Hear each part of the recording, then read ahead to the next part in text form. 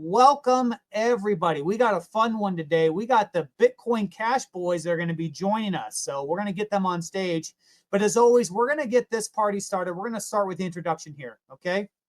All right, welcome one and all. So guys, THORChain is a decentralized exchange that enables you to swap Bitcoin or Bitcoin Cash with thousands of other cryptocurrencies. All layer 1 native tokens. There are no bridges or wrap tokens involved. It's all the real deal, folks, and all within the self-custody wallet that you like. There's no KYC on THORChain. KYC means kill your customer. We don't do that. THORChain is permissionless. THORChain's token is called RUNE. That is spelled R-U-N-E, Romeo Uniform November Echo.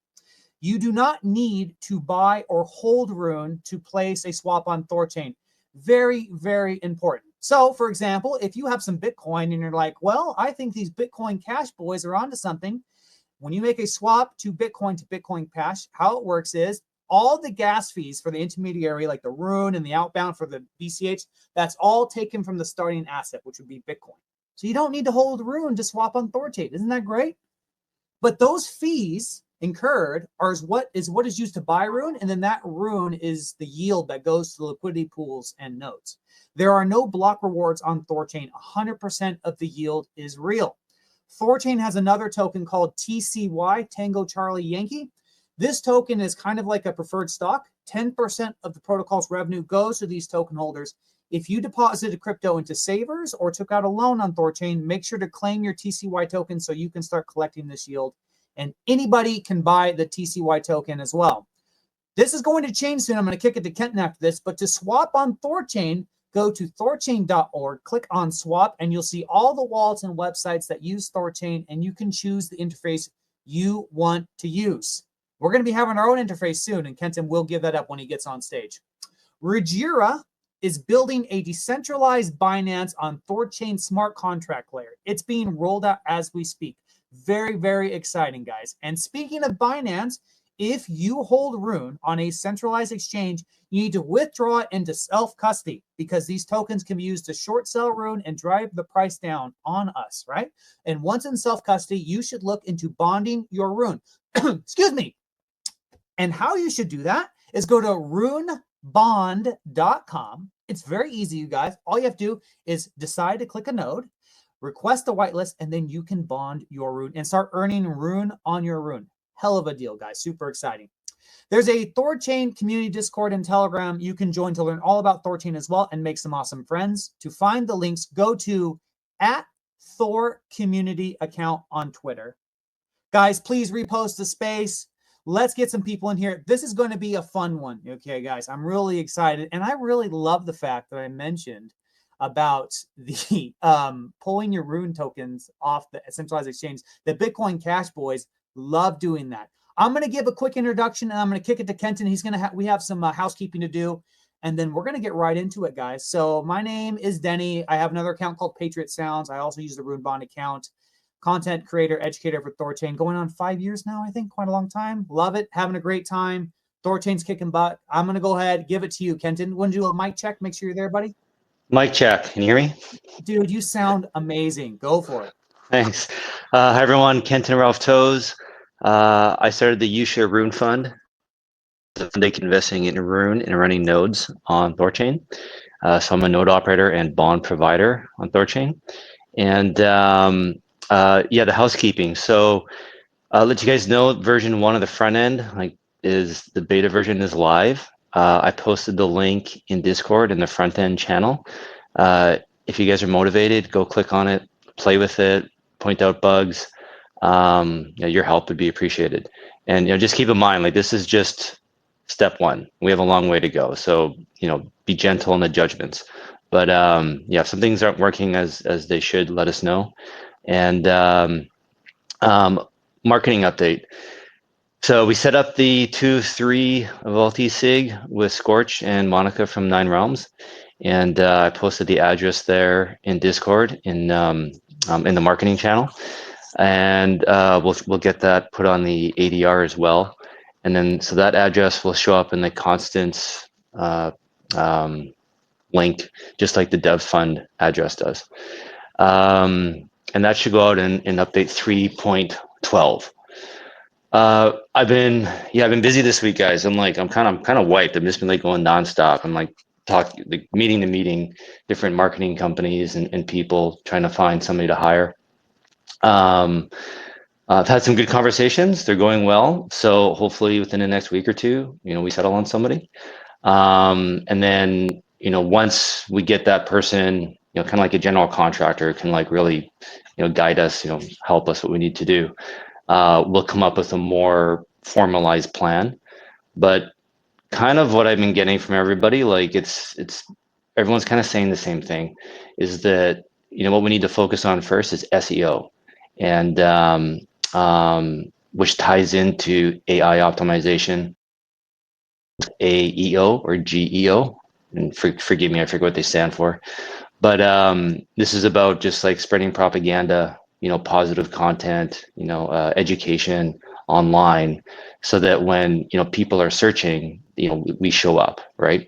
And so we need to get that sorted out first. That's our priority, and then we can move to pay per click.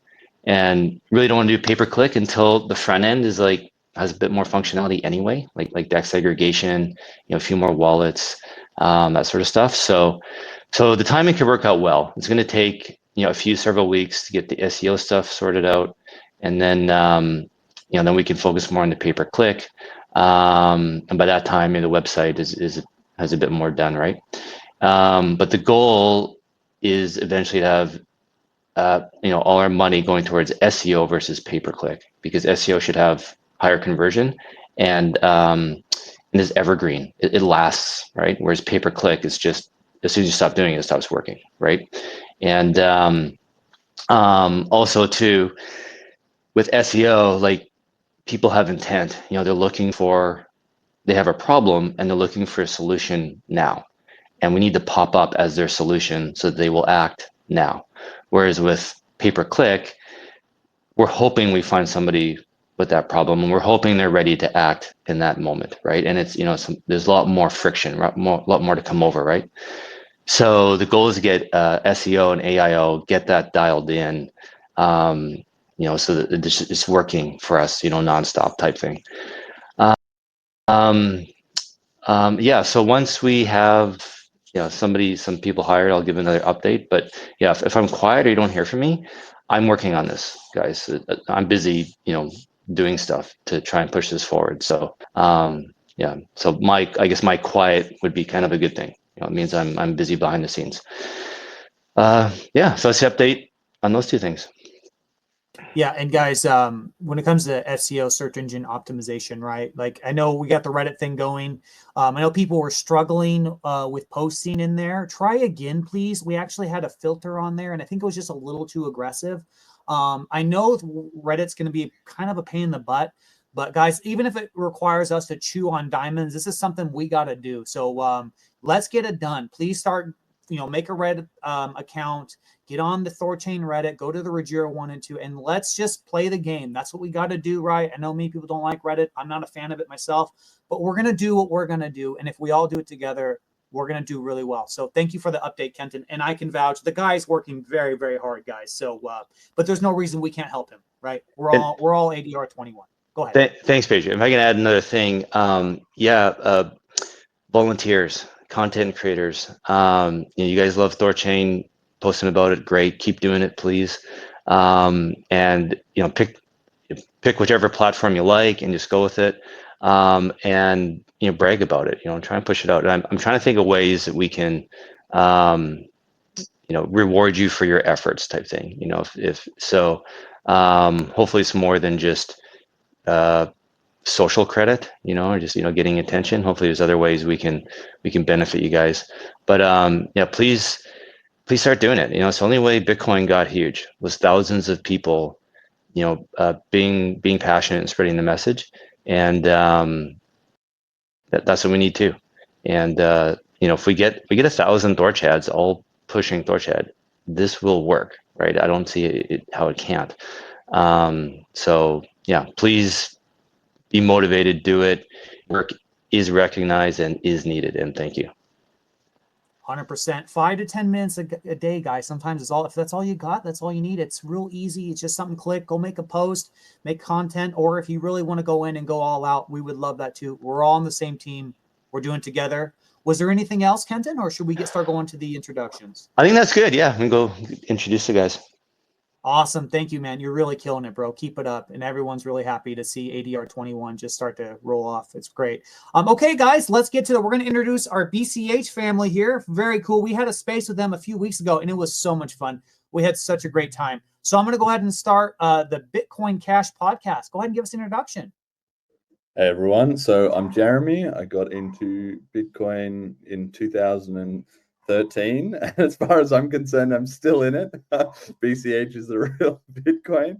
But I host the Bitcoin Cash podcast where I talk about everything that's going on in crypto, obviously, but a bit of a focus on BCH. So we do all the latest deep dives and tech and releases there. And then also talk a little bit about, whatever's trending. I've talked to the THORChain Familiar Cow and other projects around the space. So I promote BCH like that. I'm also one of the developers of Selene Wallet, which is an open source BCH only wallet. And I'm the organizer or one of the organizers of a hackathon called BCH Blaze, which we will be launching this year. It's happening November 15th. So hoping to convince any aspiring builders to come and join us on that and win some BCH. That's it for me. Awesome, dude. Heck yeah. We'll go ahead and go to Emergent Reasons. Go ahead. Give us an introduction. Hey, can you hear me? You're great. Go for it. All right. Yeah, I'm John, Emergent Reasons. I have been in Bitcoin Cash since 2014, similar to Jeremy. I run a company called General Protocols, and I think we're the earliest pioneers of doing DeFi on native Bitcoin Cash smart contracts back in 2019. So we've been doing that for a while and doing quite well. I'm also one of the founders of one of the Bitcoin Cash nodes called BCHN, and that's a very important thing, obviously, but something that I'm not an active developer on. But a big project needs different talents, so I work on other parts of that. And then probably the last thing worth mentioning is I helped to found a thing called Flipstarter, which is a crowdfunding platform that also uses native BCH capabilities to do crowdfunding in a trustless way. And that has raised tens of millions of equivalent US dollars directly in Bitcoin Cash to fund all kinds of projects, infrastructure, products, companies, and so forth. Yeah, so I've been around for a little while and always working to increase the amount of non-custodial, trustless tools and products available to everyone. Sounds great, man. Thank you for that. I'm going to go to Dr. Flex, which is just an absolutely banger name. I love Dr. Flex. Is sick. Go ahead and give us an introduction. Yeah, hi everybody.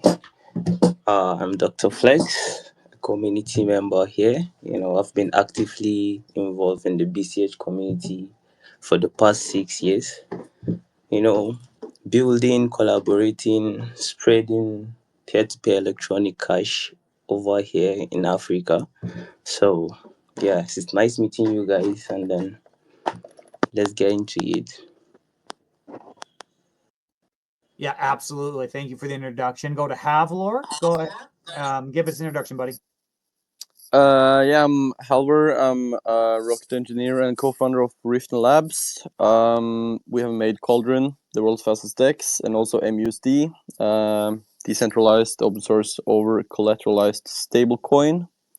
I co-founded Rift Labs with Dagger Volberg.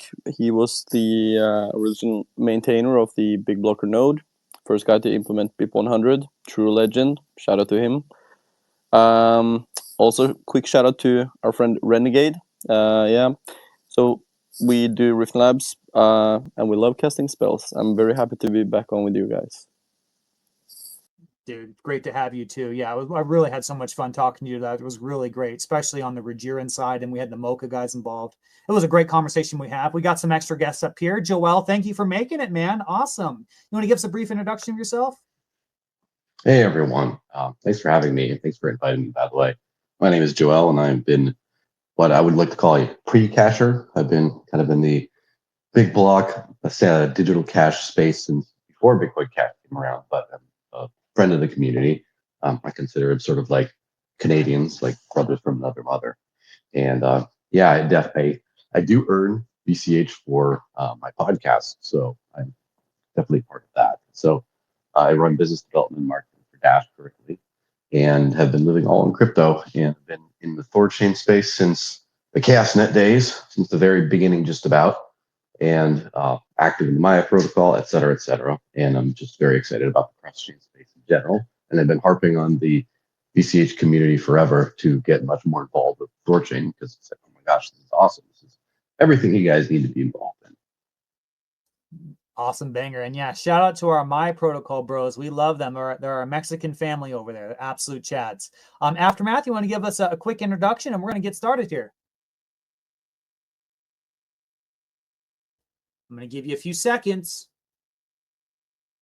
All right, no worries. You might having some mic issues. That happens. You guys know how X spaces are. They rug a lot. Okay, guys. So you know, you guys gave an introduction. Maybe give us a quick little history on BCH. I know there's a lot there that might be hard, but I'll go ahead and maybe the Bitcoin Cash podcast might be your cup of tea. I think you did this last time. Do you want to just kind of give like what BCH is all about and you know, why it forked, and just give us a quick rundown on the history? That might be a good starting spot.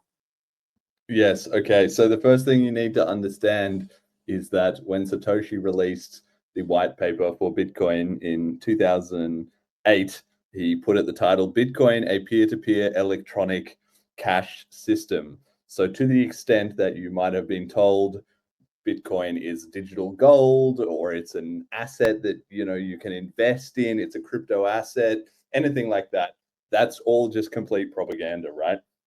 So what happened was there was this digital cash system and it was going great. Satoshi founded it. It took off. It was just exploding. Basically, most of the world hated it, but the people who loved Bitcoin just loved it and they flocked onto it. And part of the reason was because it was very easy to transact. In 2009, 2012, even 2014, 2015, like PayPal wasn't nearly as advanced as it is now. There was no Cash App. There was no Venmo. There was none of this. Like even online banking sucked basically everywhere in the world. So Bitcoin was a chance to change that and have a actual commercial system. Of course, famously with Silk Road, it took off as well for people using it to transact online. So at a certain point, despite its immense initial success, the Bitcoin community began to get internally political. So here's where the story diverges a little bit. In my mind, the project was taken over and hijacked by, the powers that be, nefarious interests in banking that wanted to stop it growing. But of course, if you ask the BTC people, they will give you a completely different story. That the B caches were some malevolent force that was trying to ruin their project or something like that. So everybody should definitely listen to both sides and make up their own mind. But the BCH side is essentially well documented in a book called Hijacking Bitcoin, which explains that at the time there was a lot of community discussion which got censored. I was a part of that. I was one of, if not the most popular poster on our Bitcoin Reddit, which at the time was where all the discussion happened. And I got banned as well as literally like thousands of other posters for having these heretical views that Bitcoin should scale with an increased block size, which was, the plan that Satoshi had and that I and many others presumed that we were going to be on. But as a result of, the block size war, long and drawn out argument over this issue, it ended up being that the only way for a block size increase to actually be performed would be a chain split, which is not, it was a hard fork, but it's not the same as a hard fork. People confuse that. They think that a fork means you get two coins, which is not true. It can if it's a chain split, but the BTC, BCH, like ETH, they upgrade, all the time, not BTC now, but coins can upgrade with forks without creating a chain split. But this one did create a chain split.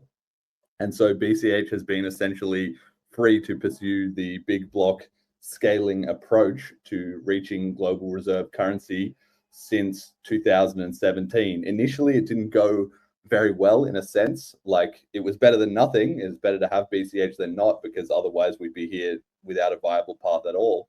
But there was, of course, this sabotage as well by Craig Wright pretending to be Satoshi. And he was then, used to heavily smear this big blocker approach. But he was eventually, thankfully, rejected from the community in 2019 to their chain BSV, which is, or maybe actually late 2018, sorry.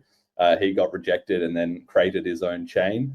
And then in 2020, there was another chain split over the dev implementation by Amaury Sachet, who was a prominent developer at the time. But since 2021, which was when I founded the podcast, because I saw that things had turned the corner, the BCH community has been very well aligned and very focused, and has successfully done upgrades every single year, so that BCH now is in the world where it has to compete with BTC and with every other crypto project that is much larger and did not have so much hijacking and sabotage and civil war throughout its history. So we've got to catch up and make a compelling case that BCH can be the global reserve currency, allowing everybody to access on-chain cheap transactions. And the primary strategy for that at the moment is to make BCH the leading chain for UTXO DeFi. So of course, everyone knows DeFi is huge, and you can't really compete with being, a digital rock like BTC if you don't have the same network effect.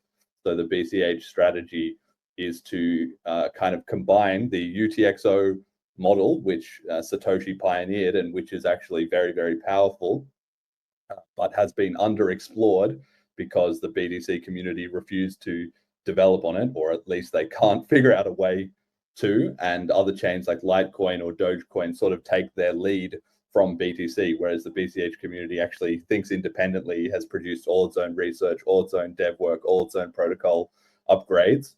And we're going to combine that, which is very fast and very scalable, with the innovations in cryptocurrency happening on Ethereum chains, things like DeFi, things like native stable coins, things like smart contracts of all varieties. So I'd say, in a nutshell, that's kind of where I feel like BCH is at today.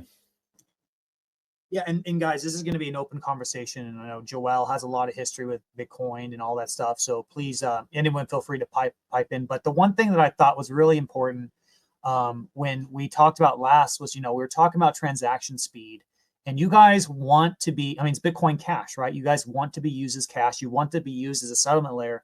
And one big topic was Moca, right? And the capabilities now that we have a decentralized, permissionless, no KYC pool of Bitcoin Cash, now it can be a settlement layer, right? And that's the thing I'm so excited, you guys, to speak to the audience here is, we really just need to invest in talking with these wonderful chains that we have here. Like, there is so much capability now that we have. And we guys want swap volume? Well, we have all the moving pieces to do that. So this is such an exciting time. But I'm going to go ahead and open up to other speakers if anyone wants to tag on or add anything like to that. It's a free-flowing conversation, guys. Go ahead. I know it's always awkward when you open and no one knows that they want to speak, but go ahead, Kenton. I have a little. It's just. I hope you guys just find this funny. I'm not trying to be a jerk. Emergent, you said you've been in Bitcoin Cash since 2014, and then, but did Bitcoin Cash start in 2017, or did it start in 2008? I'm curious how you rationalize that. Bitcoin Cash absolutely started in 2008 from my perspective, yes. Cool. Yeah, did you guys? Yeah. On that note, by the way, just for history, it's not a uniquely kind of Bitcoin thing. I know I'm pretty close with the Hive community, and Hive is the surviving fork of Steam, and so all the accounts and everything else were there from the Steam days. And after Justin Sun took over Steam, there was a civil war, etc., and Hive survived. They kind of date back the history. There's kind of like the 2 days, right? As far as like the genesis of the blockchain that now is Hive, which is the state one, and then the actual split date. So yeah, there's sometimes a little bit of confusion with forks, but they're, when you actually have blockchain history that goes all the way back, you could kind of use either one, I think. Whoever's speaking, your mic is really bad. I don't know if you can fix that or not. Sorry. Yeah, you were audible. Yeah, Joel, and of but just course barely. it's Go ahead, Emergent. Of course, it's half tongue in cheek, but it's also half serious, right? Because for those of us who have been in Bitcoin, or for many people, I won't say for only those who've been in it for a long time, but it's a very serious thing, right? It's not just an investment. It's not just a speculative asset. It's a something that I got into to change the world. And of course, and part of the incentive of that is, if you join early, you also have a financial incentive. And so I signed up for both of those, the financial incentive and changing the world. So it's a very serious thing to me. And so it is half tongue in cheek, but it's also half not tongue in cheek, because I do think that Bitcoin Cash is the one that has a chance to actually still change the world. Oh, I totally agree with you, man. Like, I'm sure you guys have you guys seen the meme of like Bitcoin in 2013, Bitcoin today, and it's like, Yes, exactly. and so Yeah. okay, you know what I'm talking about. For some people listening who don't, it's like when Bitcoin started, it was like, end central banks, privacy, freedom, all cypherpunk stuff. Now it's like, BlackRock, pump my bags, treasury companies, please government, will you allow me to use my Bitcoin? It's like, what happened? Where did this movement get off the rails? Well, there's actually a book that covers that extremely well, which is what Jeremy mentioned, the hijacking BTC, I think is the name. But yeah, it's actually covers that topic very well. So I'm really enjoy talking to you guys. I always love like the counter view of stuff. So we're inundated with Bitcoin propaganda, and there's a plethora of Bitcoin maxis all spewing their propaganda. And if they talk about everything else is a shit coin and it's only Bitcoin and blah blah blah, right? We all know what they say. I'm curious what your guys' view is of Bitcoin. Like, do you think it's a shit coin? Do you think or you're like, well, you know what, we can coexist, it's a free market, and like no hard blood, we're gonna do our thing, keep going? Or it's like, do you have just as much animosity for the Bitcoin crew as they would for you or anyone else? No, I think this is getting to the topic of maximalism, which Jeremy and Joel and I talk about in various from various angles. But if you go back far enough, the concept of maximalism was a really constructive and positive thing, right? The whole concept was, hey, we've got this thing that has network effect, because back in the day there were no other coins, right? It was just Bitcoin. And then eventually some others came along. But this idea of, as things came along, it was, it's fine to have competition. That's fantastic and necessary. You have to have competition. If you don't, then you're absolutely going to stagnate and end up corrupt and broken. So competition is amazing. And then at the same time, recognizing that the equal distribution of things is not a natural thing, that when you have competition, you end up with some type of Pareto distribution or some type of power distribution where, 80% or 90% or whatever of usage happens in one place, because that's the nature of network effects. And so the idea of maximalism was just, hey, we're going to do everything we can to absorb all the lessons we can from everywhere else, make the most competitive, most powerful chain that is useful as money and actually gets adopted as world money by an absolutely massive number of people, right? Billions of people. And that has there's nothing in that that requires you to say everything else is a shitcoin, everything else is bad, everything else is useless, right? No, competition is great. Competition keeps you honest. And I think that's pretty fair statement of where Bitcoin Cash is, right? Like we recognize that we lost the network effect when the hijacking happened from our perspective, right? And all of that network effect has to be regained, and we absolutely intend to regain it and end up, like THORChain intends to be used by, huge number of people. Same for Bitcoin Cash. We intend to be used for DeFi, contracts, finance, savings, payments by as many people as possible. So how do you think it's going? Like, I mean, it's been 8 years now. Have you regained some network effects? Like, has it been growing? Is Bitcoin Cash being used in transactions, like day-to-day type stuff? Can you give us some insight there? Like, how are you guys succeeding? Yeah, I mean, I do want to hear from Harvard on this actually as well, but from my point of view, what you kind of need to see it as is like BCH has made some industry leading choices in some ways, but has suffered immensely in others. Like, you know, when with the BTC guys, the way I see them now is kind of a mix of almost like pity in a way.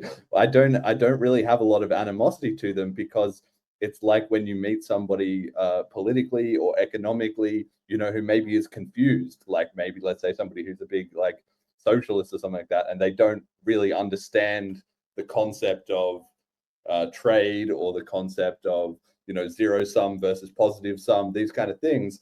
And so they have a lot of very strongly held views, but from your point of view, you think, well, fundamentally, this doesn't really add up. And how can I introduce these concepts to you in a way that you'll listen or that will demonstrate to you without you getting upset and frustrated and shutting off your mind, right? That's sort of what the BCH community has been up against ever since its inception, in a way, right? Ever since the chain split, and even a little earlier, right? So it's been a great education for the community. And several years ago, the BCH community was very talked down to. You know, it's obviously very slandered and propagandized, but because also the price went down, it was just an easy thing for people to feel superior about and attack. So the BCH community has had to, through that process, learn to sort of process its trauma, really, of being on the wrong side of the split, and learn some harsh lessons about the way the world works, how power really is distributed, and then from there build back up a sort of positive winning attitude. So one thing that we have got as a result of all that is a fantastic ability to be open and collaborate with other spaces. We've also got a number of upgrades. You know, we have a lot of the DeFi tooling and all this stuff either created already or in the process that the BTC guys can only just dream about. But of course, at the same time, we have huge deficits in terms of brand size and recognition, in terms of liquidity, in terms of on-chain traffic, all of those things. We're kind of in the hole. So our focus is obviously on extending our strengths and then trying to convert that into those other metrics that we need to. But we do have one strong factor in our favor, which is that the BTC approach is starting to run into its own problems. It wasn't maybe as quick as we expected, but it's definitely starting to happen. Like you can see right now, they will already tell you they're going through their little node war or whatever. So they're already, you know, coming to civil war and fighting amongst themselves, whereas BCH hasn't had any of that in 5 years. And that's because, you know, at the end of the day, you can avoid reality, but not the consequences of avoiding reality. You know, they're realizing that they've been captured, they've been rebranded into this digital asset. You know, huge corporations have bought up huge chunks of the supply. The, you know, philosophy has all gone, and the market is just moving around them.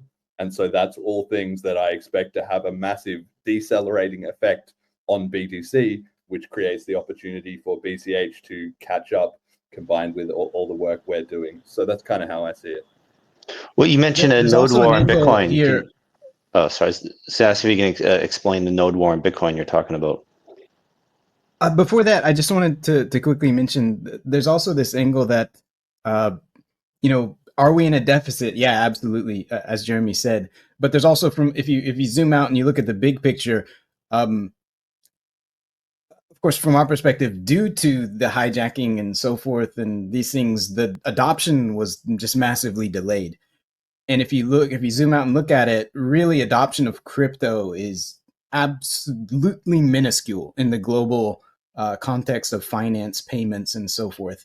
And so, yeah, in a deficit, but it's also in a deficit versus, you know, zero versus zero kind of thing. We actually absolutely have to grow that, and we're going for the brass ring. We have to have millions, billions of people using it, or else it's not meaningful, and it'll absolutely be captured. I don't mean that in like a conspiracy way, but just in that it won't have any power, it won't have any influence if crypto isn't used by enough people.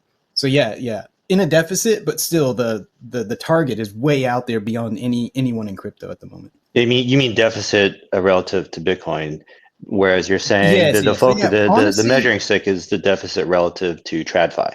That's the real yeah, measuring well, stick. to fiat, really. Yeah. Yeah, fundamentally to fiat, yes. And yeah, that's exactly that's the right measuring stick. And so honestly, we don't really think. I don't mean this in like a meme type way, but we don't really think about BTC very much anymore. We're just doing our thing, and yeah, like I said, going for the brass ring, trying to make that real metric go up. Well, Bitcoin's made it clear that they're the store of value, and you guys want to be the transaction, the peer-to-peer cash, right? So, Well, that's right? a story in itself, right? The concept of which one comes first, and when you have a means of exchange, it ends up also being a store of value. So Bitcoin always intended to be all the things that money is. So it's just a matter of getting there. Well, okay, let's go into that. Which does come first? What do you think drives which? I don't really subscribe to any particular religion on it. But having a religion on it is one thing and it is not another thing is just an obvious red flag for me.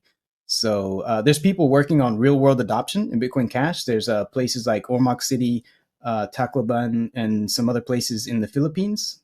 There's also Townsville in Australia, where you can literally go and just live on Bitcoin Cash. So there's people who are exploring that kind of retail type adoption, right? Like you can go to restaurants, you can go to your cell phone shop and buy shit. So there's people who focus on that. There's people like General Protocols. We focus on finance, DeFi, right? So you can go and there's whatever $15 million of TVL in these contracts called any hedge contracts. So there's people who are doing that for finance. There's Cauldron, who focuses on just trading, right? So you can get on there and do trading on chain on Bitcoin Cash.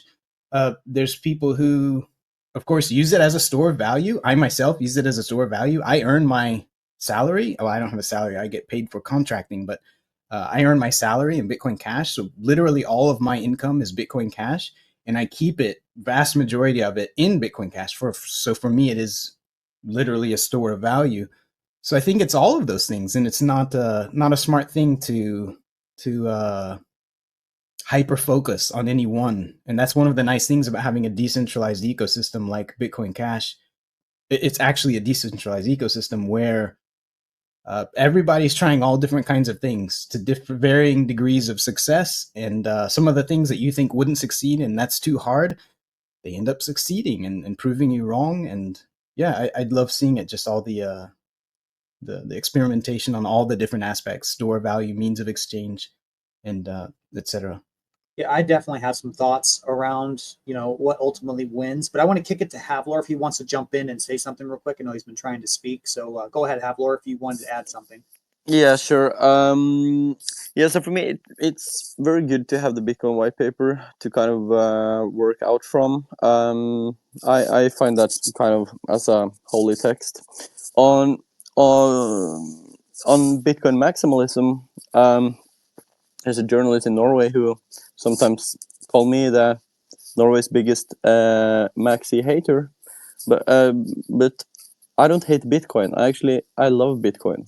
I love BTC. Actually, it's like a child you love, and you love them no matter what. Even right now, they're a kind of a rowdy, arrogant teenager, misled, misguided, but we'll always love it. It's just misguided.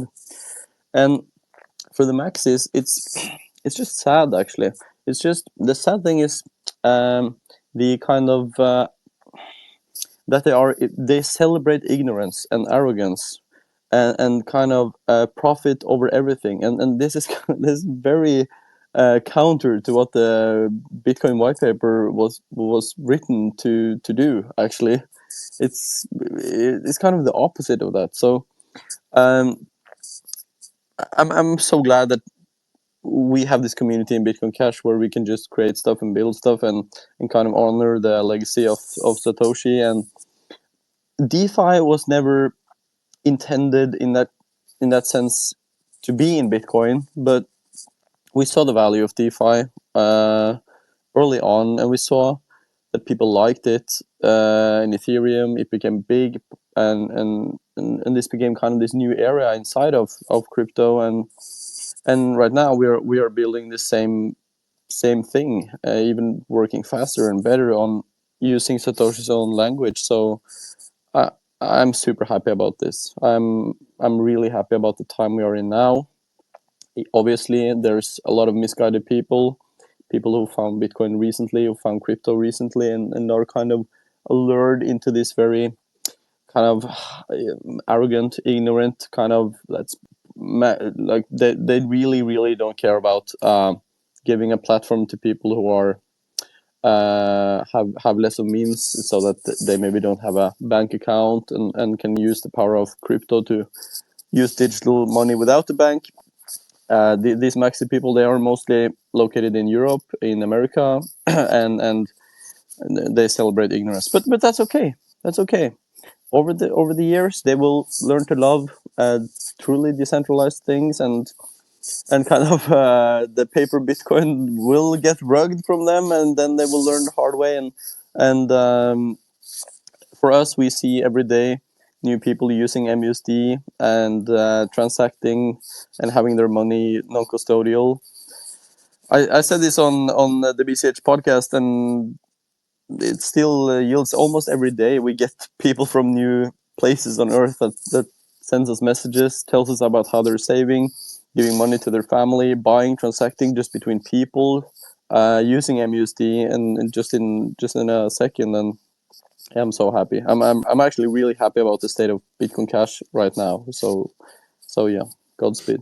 You know what? Shame on me, because I should have asked about, because we talked about MUSD on the last time we spoke about potentially getting on THORChain so that it can be used in the various primitives, particularly on the Rugiran app layer side. So if there's anyone from the Rugiran side who wants to come up and give an update on that, please, you are more than welcome. I'll try to get you guys an answer on that. But you know, one of the things that I've been thinking about up here is like, whenever I think about anything, any investment, any idea, any system, it doesn't matter. I'm always thinking about the first principles. First principles are king. If the first principles are not there, in my experience, something fails 100% of the time. There is a caveat to that, though, and particularly when it comes in the world of investing. Okay. ExxonMobil comes to mind, but I'm not saying Bitcoin's ExxonMobil necessarily, but I'm just going to run with it. You know, ExxonMobil had a valuation, but the first principles weren't there. But it had a valuation because the market didn't know, right? There was a gap of knowledge in the first principles. And then once you figure it out, you know, it goes to zero, right? I'm not saying that's going to happen to Bitcoin, but just an example how that works. This is where I think we're going. We are now approaching a truly transitional time, because now the technologies that we have all been building, they now have utility. Right? They have utility. This is where the rubber meets the road, and we're actually going to start using blockchain in everyday things. And this is where I think the on-ramping of the air quotes normie is going to come and evolve. And this is where I want to bring Moca into the conversation, because right, Bitcoin Cash wants to buy and it wants to be a settlement layer. And in the last space we talked, you know, I brought Moca. This is something that you guys have been desperately thinking about how to do. And conceptually, you guys had this in mind, right, of what's going on. Because if you guys want to think, if you want to use Bitcoin to buy everyday goods and services, we had Mark from Denver up in the last one. You know, he tried it out. He just wanted to sell honey. And it was during the time where the gas fees. That was me. That was me. Oh, no, I'm sorry, Havlor. I apologize. Thank you. Yeah, no worries. Right. And Havlor, he wanted to sell honey, and he just to demonstrate the point, and it just would not work. It was something like $50 for the gas transaction. So, no, it was almost $400 for the transaction fee. The honey was $50, yeah, correct. and the gas. Yeah. Right. I messed that all up. Thank you so much. Yeah, no worries. Yeah. So I'm going to bring in Moca. Go ahead, Moca. Go ahead and take your mic, because you know they're very interested in maybe doing something like a campaign with BCH to get the ball rolling on that. So go ahead and check your mic, Moca. Hey guys, I'm just checking if the mic is okay. All good, man. Go for it. Perfect. Thanks for having us. Yeah. I mean, you know, one thing. So since we spoke in that space with the Bitcoin Cash gang, we did a lot more research on everything. You know, the Bitcoin Cash TV a couple of Nurain from Nigeria. Like they have been giving us a lot of intel on how to actually perform a good go-to-market with Moca pushing Bitcoin Cash, because you know the book hijacking Bitcoin, all of this, it points to the direction where there's big players right now pushing the crypto payments infra as the future, and we actually saw this more than a year ago. And when we saw what Bitcoin Cash is actually trying to achieve and how it preserves the ethos of the original Bitcoin, we said this has to be one of our verticals. So we're going to be pushing Bitcoin Cash in Africa and in Southeast Asia. Why? Because that's where most of the, well, you could call it adoption, like the big framing adoption, and not just the fringe or the investment part of things happen. So we're very, very happy to create synergy here. And also, I don't know if I'm allowed to say this, so I'm just going to go ahead. I'd rather just ask for forgiveness, but we're going to be in the Bitcoin Cash TV podcast around the week of our launch, probably a week later. So yeah, we're just really looking forward to see how we can push the THORChain infrastructure deserves to be used not only for, swaps and liquidity pools and all of that are great, but we need to push this to the real world utility. So that's what we're trying to do, to create synergy between the THORChain infra and the Bitcoin Cash daily use that has that potential. Right. Right. And this is what I'm talking about. So all the speakers up here, what are the things that we have been talking about? Well, we're behind in brand recognition. We're behind in blockchain utility. We're behind in this. We're behind in that. But this is where the rubber meets the road. This is where things are actually going to be used. And then this is where the first principles that either give you a big fat wet kiss or they bite you in the ass, right? This is where, can you actually be a settlement layer? Are you fast enough? Does it work? Blah, blah, blah, blah. And this is where I'm so excited, guys, because if anyone's out there listening, if you hold Bitcoin Cash, if you swap on THORChain, again, this is real layer one activity. This is the real deal. All the swaps exist on your native blockchain. So this is increased activity. So this is just to say, do not swap your BCH on a centralized exchange. Please use THORChain or other DeFi rails so you guys can get the credit, because exchanging IOUs does not give the credit and does not look like it's adoption, right? So as Moca, which is going to go live very soon, I don't want to get ahead of their announcement, but right, this is where this stuff is going to start being used. We are in the very, very beginning of this, right? And all the swaps that happen when it comes to like Bitcoin Cash, say Moca, like that's just revenue for THORChain. This is where we need to go, guys. So exciting. Go ahead, Eric. Yeah, and the most important thing when it comes to crypto payment, in my opinion, is that you not only want people to start paying with Bitcoin Cash and then just let the protocol behind do an off ramp and the business receives fiat. Because yes, it kind of signals some sort of adoption, but it's not the whole adoption that we're looking to create. We want to allow people to pay with Bitcoin Cash and the business to see the value of receiving Bitcoin Cash and actually keeping those tokens, thus creating some sort of circular economies where then those businesses can pay their employees with Bitcoin Cash, and those employees can go buy on the next door store their groceries with Bitcoin Cash, and thus you're creating this loop where there's no need to go to fiat. And don't get me wrong, the solutions that we have right now are incredible, because you're allowing crypto native people to pay with their crypto without having to go through loops, and then the business receives fiat because that's what they're used to. But I do think, and this is what we're building for the past year and a half, is that the future is going to be buying crypto, settling crypto, not just buying crypto and settling fiat. And that's exactly why we're so excited to work alongside with the BCH crew, because they have that same mentality. They don't want to just allow their community to pay with their token. They want to create this long-term value and hand rotation of the tokens without them pushing the market down or up, whatever, just you know, the extended value of just changing hands.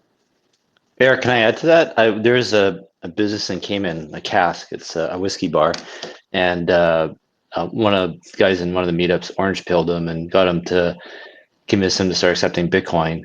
And so the owner is doing it, and he's just using his way to DCA. So he's not even selling into cash. He's just accumulating Bitcoin. So that could be another pitch for you guys when you go to these businesses. Like, hey, this is just a way for you to accumulate crypto and you know, build up a position. So turn them into hodlers. Yeah, exactly. And this is so strong because we can just say, okay, so let's just aim for 5% of your sales to be in crypto. So you're not aiming for 100% right now. Just look at that 5%. Just cross it on your forget the word, on your accounting books as something that you're not going to touch. So instead of saving in fiat, you save in crypto. So yeah, that's a great approach. Thanks, Kenton. I did saw your post about probably like 2-3 weeks ago. That was amazing. You know, just doing like the 2014 kind of evangelization where you just go somewhere and tell them, hey, you should start doing this, and they actually do it. Bitcoin Cash guys, what do you call it? We said guys. orange. What do you call if you Bitcoin Cash pill somebody? What do you call that? Green pill? I don't know. You just unplug them, just wake them up, basically. We don't really have like a specific term for it, but I mean, I think the whole matrix analogy and everything is just so amazing because it's so funny that the BTC, because firstly, those matrix memes were around before, you know, the split. So the BCH community also has some affinity to that, of course, but it's very ironic because or some of us were the ones that created those memes. Some Yes. of those, yeah. Yeah, so it's like, you know, they think, oh, we've found the truth in BTC and we've escaped this fiat system, but really it's just another layer of the matrix now, you know, and then slowly unplugging them to understand, wait, it was hijacked, it was taken over, they just created like a Potemkin village, you know, the whole BTC thing. It's like, welcome to crypto, you know, etc. Be free, cypherpunk, etc. But then it's all captured, and you can actually see that if you just look on social media as they year after year they slowly wake up, like one by one. They start to think, wait a second, what's happening here? Like, why is Michael Saylor now saying we don't need to upset the banks? I thought we were here to upset the banks. And they have those kind of moments. So we are always trying to sort of nudge them in the right direction, but just it's exactly the same as the matrix. Like, you cannot force anybody to wake up. They have to already be ready for it. And then when they are ready for it, or when they are struggling and frustrated, that's when you have to be there to give them some fresh information. And they're probably going to have a pretty hard time, you know, swallowing the pill the first time, right? Like, there's nothing like that saying, what is it? It's easier to convince a man that it's easier to fool a man than convince him he has been fooled, you know? People think, oh, BTC, I've escaped. I know that fiat is nonsense. And then you say to them, no, BTC has been totally corrupted. That is such a hard sell. But once somebody finally like clicks and wakes up and they get it, they look into BCH, they see all the stuff that's going on, they read up on the history, they rethink all the nonsense that they were told and how many people lied to them, you know, then they never go back. Basically, it's sort of a one-way journey in that sense. So I'm optimistic, but it takes time. Yeah. I wanted to mention something about this this idea you guys were talking about.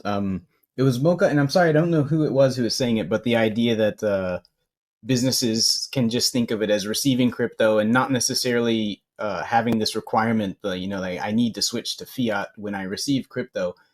BCH actually has many years of experience with this setup. And like I said, several cities where there's literally, you know, like a city where you can live on BCH. And that is exactly what happens, is that the businesses who understand and are interested in it, they understand and they are interested in it. And they don't have a huge need to convert this small percentage currently, right? Currently what's a small percentage of their sales to fiat. That's not a huge issue for them. When they understand and they're interested, they are interested. And so they want to receive the crypto and they're actually interested in that. So that has been a repeated result of experimentation is that the merchants, and we're talking about retail here mostly, right? Retail merchants who receive, in our case, BCH payments, they just keep the BCH. That's what they want to use. And when you're in a location that there is some level of network effect, they can also spend their BCH with other people in their city who use it. So yeah, they're with those type of merchants, they don't have an urgent desire to just switch over to fiat.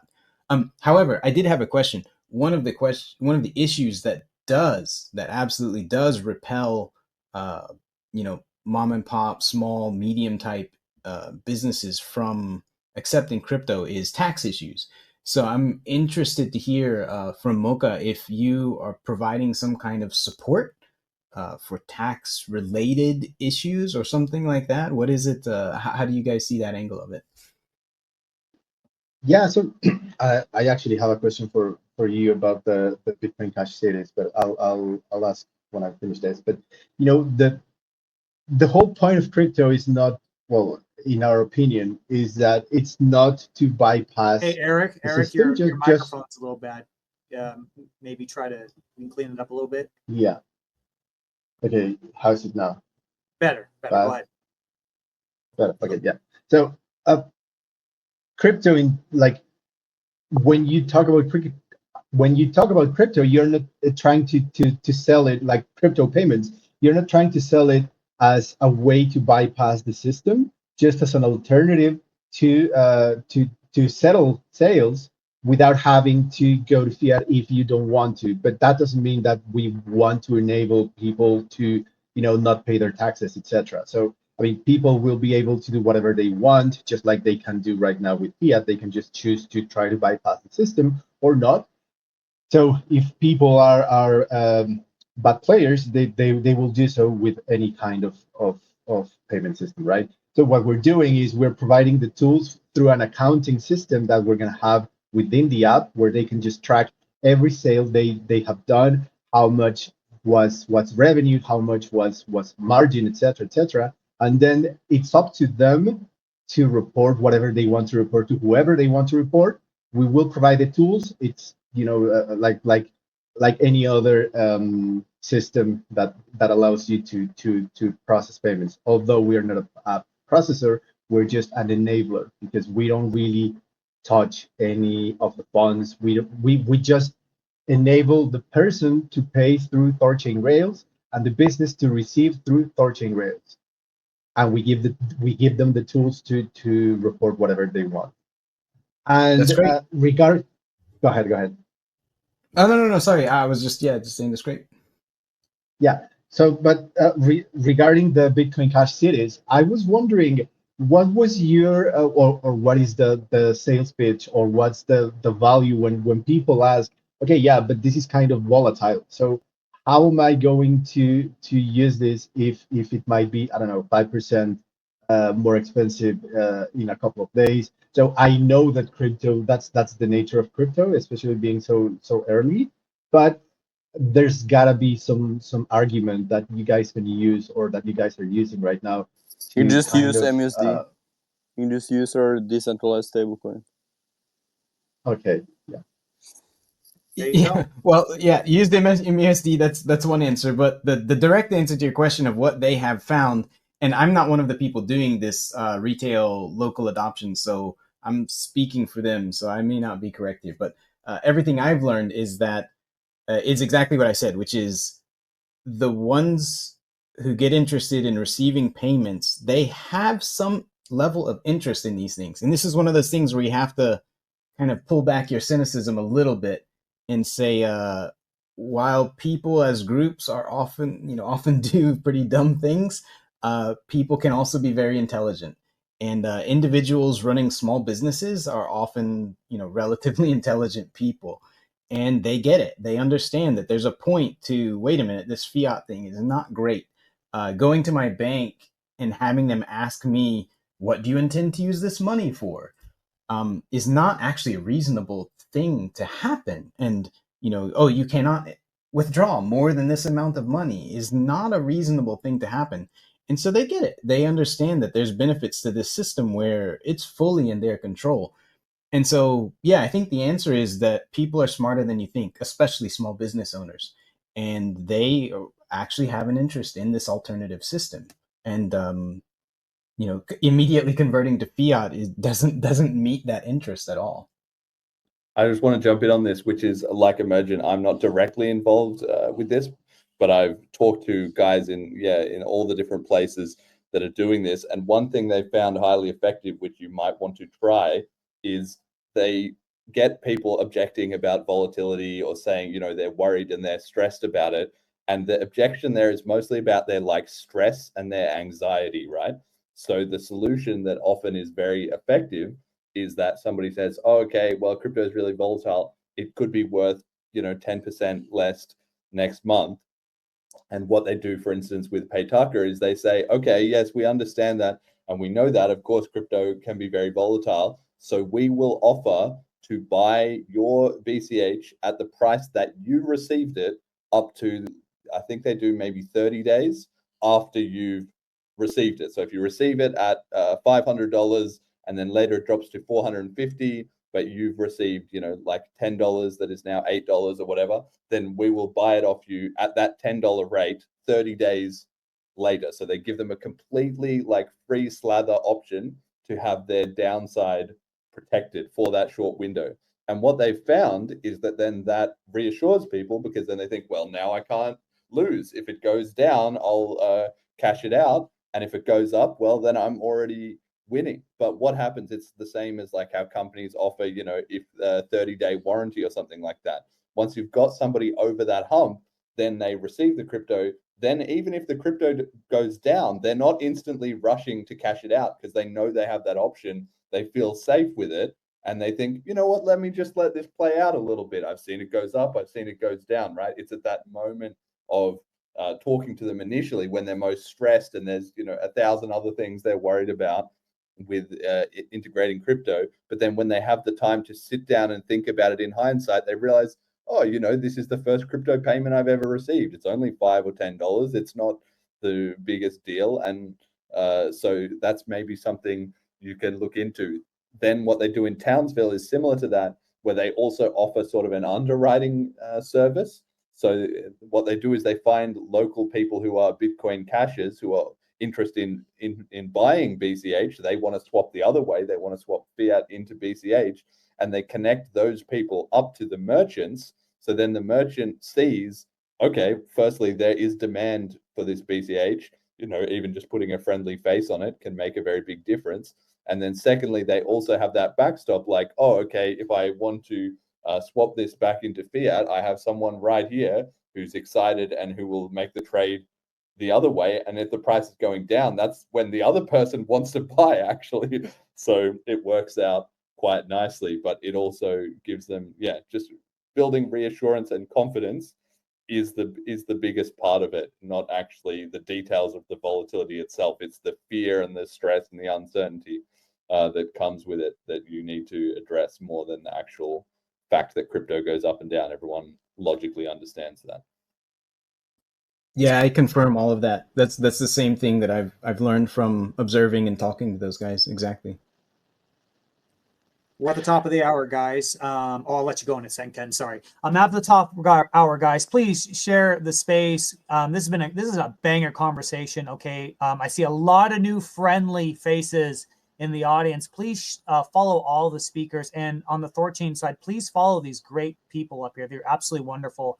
I'm going to kick it to Dr. Kenton, although I want to say, Dr. Flex, I think you had your hand raised at one point. I'll try and get to you soon, but go ahead, Kenton. No, let him go first. Okay, Dr. Flex, did you have something you want to add? Sometimes it glitches. I'm sorry, so I'm unsure if you were trying to speak. Okay, you might have some mic issues there. Go ahead, Kenton. Yeah, I wanted to kind of chat about, kind of expand on this, people accepting crypto as payments. So I'm sure you guys are familiar with Gresham's law, good money drives out bad.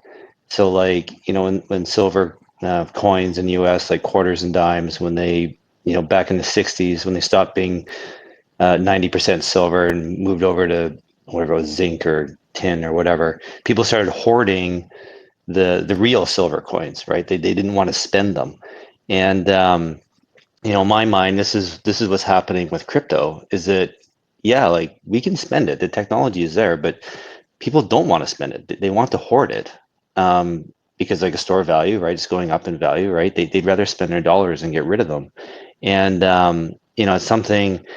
I'll get this criticism from normies all the time. Right? Like, well, I don't believe in crypto because like you can't buy anything with it, and it's like, well, but people don't necessarily want to spend it.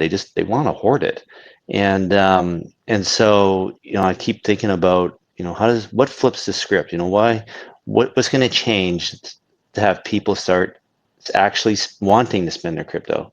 And what I conclude with is it's going to come down to people are going to have to spend it because merchants are going to demand crypto and nothing else. And you know, so people have no choice but to spend their crypto.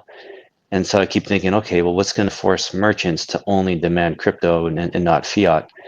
And so I keep, you know, going down this rabbit hole and stuff. And so I want to present you guys with a theory, see what you guys think. But if you think about the US dollar, you know, back in the 70s when we went off the gold standard, the US went to Saudi Arabia and convinced them to accept only dollars for oil. And that created a de facto demand for dollars and kind of forced the rest of the world onto, you know, use dollars to buy oil, right? And so the dollar's been on like a petrol, we've had a petrodollar for 50 years. You know, so, Saddam Hussein, you know, in Iraq was invaded because he wanted to sell oil outside the dollar, right? Gaddafi was talking about the same thing and, you know, creating a North African currency to sell oil outside the dollar, and you know, he was killed. So you know, there's a huge, like, you know, Orwellian Big Brother push to keep oil price in dollars, basically, and to maintain the demand for dollars. And so I'm thinking, okay, well, we need something big like that, like some, you know, Saudi Arabia of oil to demand payment in only crypto and nothing else. And you know, what's it going to be? And I keep wondering if it's the unbanked. That, you know, the whole point of crypto, or well, half the point, a part of it was to bring 6 billion people into our financial system, right? We can all be on the same system. And I keep thinking, like, well, if fiat currencies are going to be inflating, you know, throughout the world, you know, people want to store value, and you know, I wonder if it's going to be crypto, and the world's unbanked. This huge labor market is only going to demand payment for their labor in crypto, and we're all going to have crypto to pay for this labor, and then that's what's going to, you know, basically force us onto a crypto standard. Curious what you guys think about that. Do you have other ideas? Like, where is this demand to get paid in crypto? Where's it going to come from? What's going to get it going? Yeah, so one of the things that I think is really interesting is this argument is a common one that people make, and from my perspective, it's a little bit of a myth, because actually, when your price of your crypto, you know, you sort of quote unquote make money when the value goes up, people actually tend to spend more, not spend less. Even with the most hardcore laser eye type of guys, you can see them. They make posts every so often like, oh, I've made like 5x gains on my crypto. Like, I sold a little bit of it to, you know, buy a new house or buy a new car or buy a present for my wife. After all, the value of money is to spend it and live with it, right? If you can't take it with you, right? If you die with it, there was no point to hoarding up all your BTC, and that's been vindicated, you know, by the early days of Bitcoin. You know, the price was just exploding at levels that even now, like, the BTC price gains don't match that, and people spent Bitcoin more the more money they made. So the argument often goes like this: if you need to debunk someone from this mentality of people will just want to hoard it and they never want to spend it, you say, okay, so your plan is to hoard your Bitcoin because it's Gresham's law and it's the more sound money, right? And they say yes, and you say, okay, so if you believe in it so much, is all your money in crypto? And they'll probably say no, they still have some fiat currency. And you say, okay, so why haven't you put all of your money into it if it's so much more sound and it's so much better? And they're going to have a hard time answering you with that. And then you say, okay, so theoretically, if you did have all of your money in crypto, but you don't want to spend it because you want to hoard it and it's going to be more valuable in the future, how are you going to pay your rent? How are you going to eat? Or are you just going to starve to death? And then they have to think, okay, so firstly, if I believed in this so much, I would have all my money in crypto. And then secondly, once I was in that position, I would have no option to spend it, because even though you might have a longer, what's it called, a lower time preference for having your money in a deflationary asset, you still have a time value to money. You know, the window is shifted, but it still exists. You still need to eat right now. You still need to pay your rent right now. Maybe you don't need to buy your fifth TV right now, but maybe you want to buy your first TV right now. You know, mobile phones are deflationary and people buy them all the time. So it's a kind of a bit of a myth that people will just hoard all of their money in crypto and never spend it. But the best way actually is coming full circle, like you said, is how do you drive people to start that cycle? The best thing you can do is get them to earn cryptocurrency, because then that flips the switch the other way around, right? They're not getting fiat, converting it into crypto, and then thinking, I need to hoard my crypto and spend my crappy fiat. If they are earning in crypto, then they see, okay, there's an economy here and this is going well for me. I need to find a way to spend this, because I need to actually turn this into something useful for me. So that's always what I like. For instance, many of the people on this call are earning BCH as their income. The only option is to spend it, right? Otherwise we couldn't eat. So when people have those kind of objections, I always say to them, like, so if you believe so much in your Gresham's law, do you ask your employer to pay you in Bitcoin? Why would you want them to pay you in fiat currency if it's such terrible money? Don't you want to be paid in Bitcoin? And then they just think, oh yes. And then if they get that, if they work through that, they start getting paid in Bitcoin. Well, the problem is solved right there. Sooner or later, they're going to have to spend it. If all their income is in Bitcoin and their expenses are in fiat, they end up in the situation I said, where all their money is in crypto, and then it's going to get spent. And I live that every day, right? Because I literally earn every bit of my income in Bitcoin Cash. So, and I spend most of it in Bitcoin Cash. Well, yeah, I don't spend. I try to save also, but the spending that I do, I try to do as much as I can in Bitcoin Cash. I wanted to say I completely agree on the first point that Jeremy made about Gresham's law and all that. But the second part about income and those issues, I have a different take, which is, I think, a direct answer to yours, Kenton. I think it was your question, right? And that's that. I often use this example of Linux as a fantastic use case and story, where if you go back in history to the beginnings of Linux and how people were using it, it was an incredibly nerdy thing. Absolutely nobody used it. And you may think today, like, what do you mean? It's still an incredibly nerdy thing. No, it's absolutely not. It's huge business. Linux is huge business. And where did that come from? It came from a place that none of the nerds, in their case, like technology, programming nerds, in our case, like money nerds who try to understand finance and money and how all this stuff works. It came from a place that none of them really expected. They were all trying to get Linux on the desktop, get users to use Linux, get the average user, the equivalent of retail, to use Linux on the desktop. And that never happened. But what did happen was this new market called servers appeared, right? That didn't exist at one point, right? And this new thing called servers appeared, and Linux fucking killed it in that market. They had competition, but in the end, they just fucking killed that market. And none of the nerds really predicted that, but that was the killer app. And what will be, I think, the direct answer to your question, the killer app for crypto? If anybody says they absolutely know the answer, I don't believe them, because it hasn't happened yet, right? So where it's going to come from, I don't think anybody can predict. And this is one of the things that I love about a decentralized ecosystem like Bitcoin Cash, is that there's a lot of people trying a lot of things. Like I said, there's people trying retail, online payments, in-person payments, physical NFC card payments, DeFi, finance, everything, loans, MUSD, of course, exchanges, everything you can think of. People are trying it. And somebody will find it eventually, like that killer app or the handful of killer apps that really take off. And just looking forward to that. But yeah, I don't think anybody has the exact answer yet. Is I think the answer to it, and the discovery process is still going on. Yeah, I think that's a fair statement. You know, it's going to be interesting what happens. We have a new speaker, you guys. New Rain. You have your hand up. Go ahead, test your mic. Hi everyone. So hope you guys are doing good. Yeah. So hope I'm audible, right? Yeah, you sound. You go ahead. You're good to go. Yeah. So good. So I guess I'm going to just jump right in with Imogen's take on the last, because I think I share same idea with him. So basically, I feel like we don't need, but remittances will happen and adoption will happen, right, when people keep building.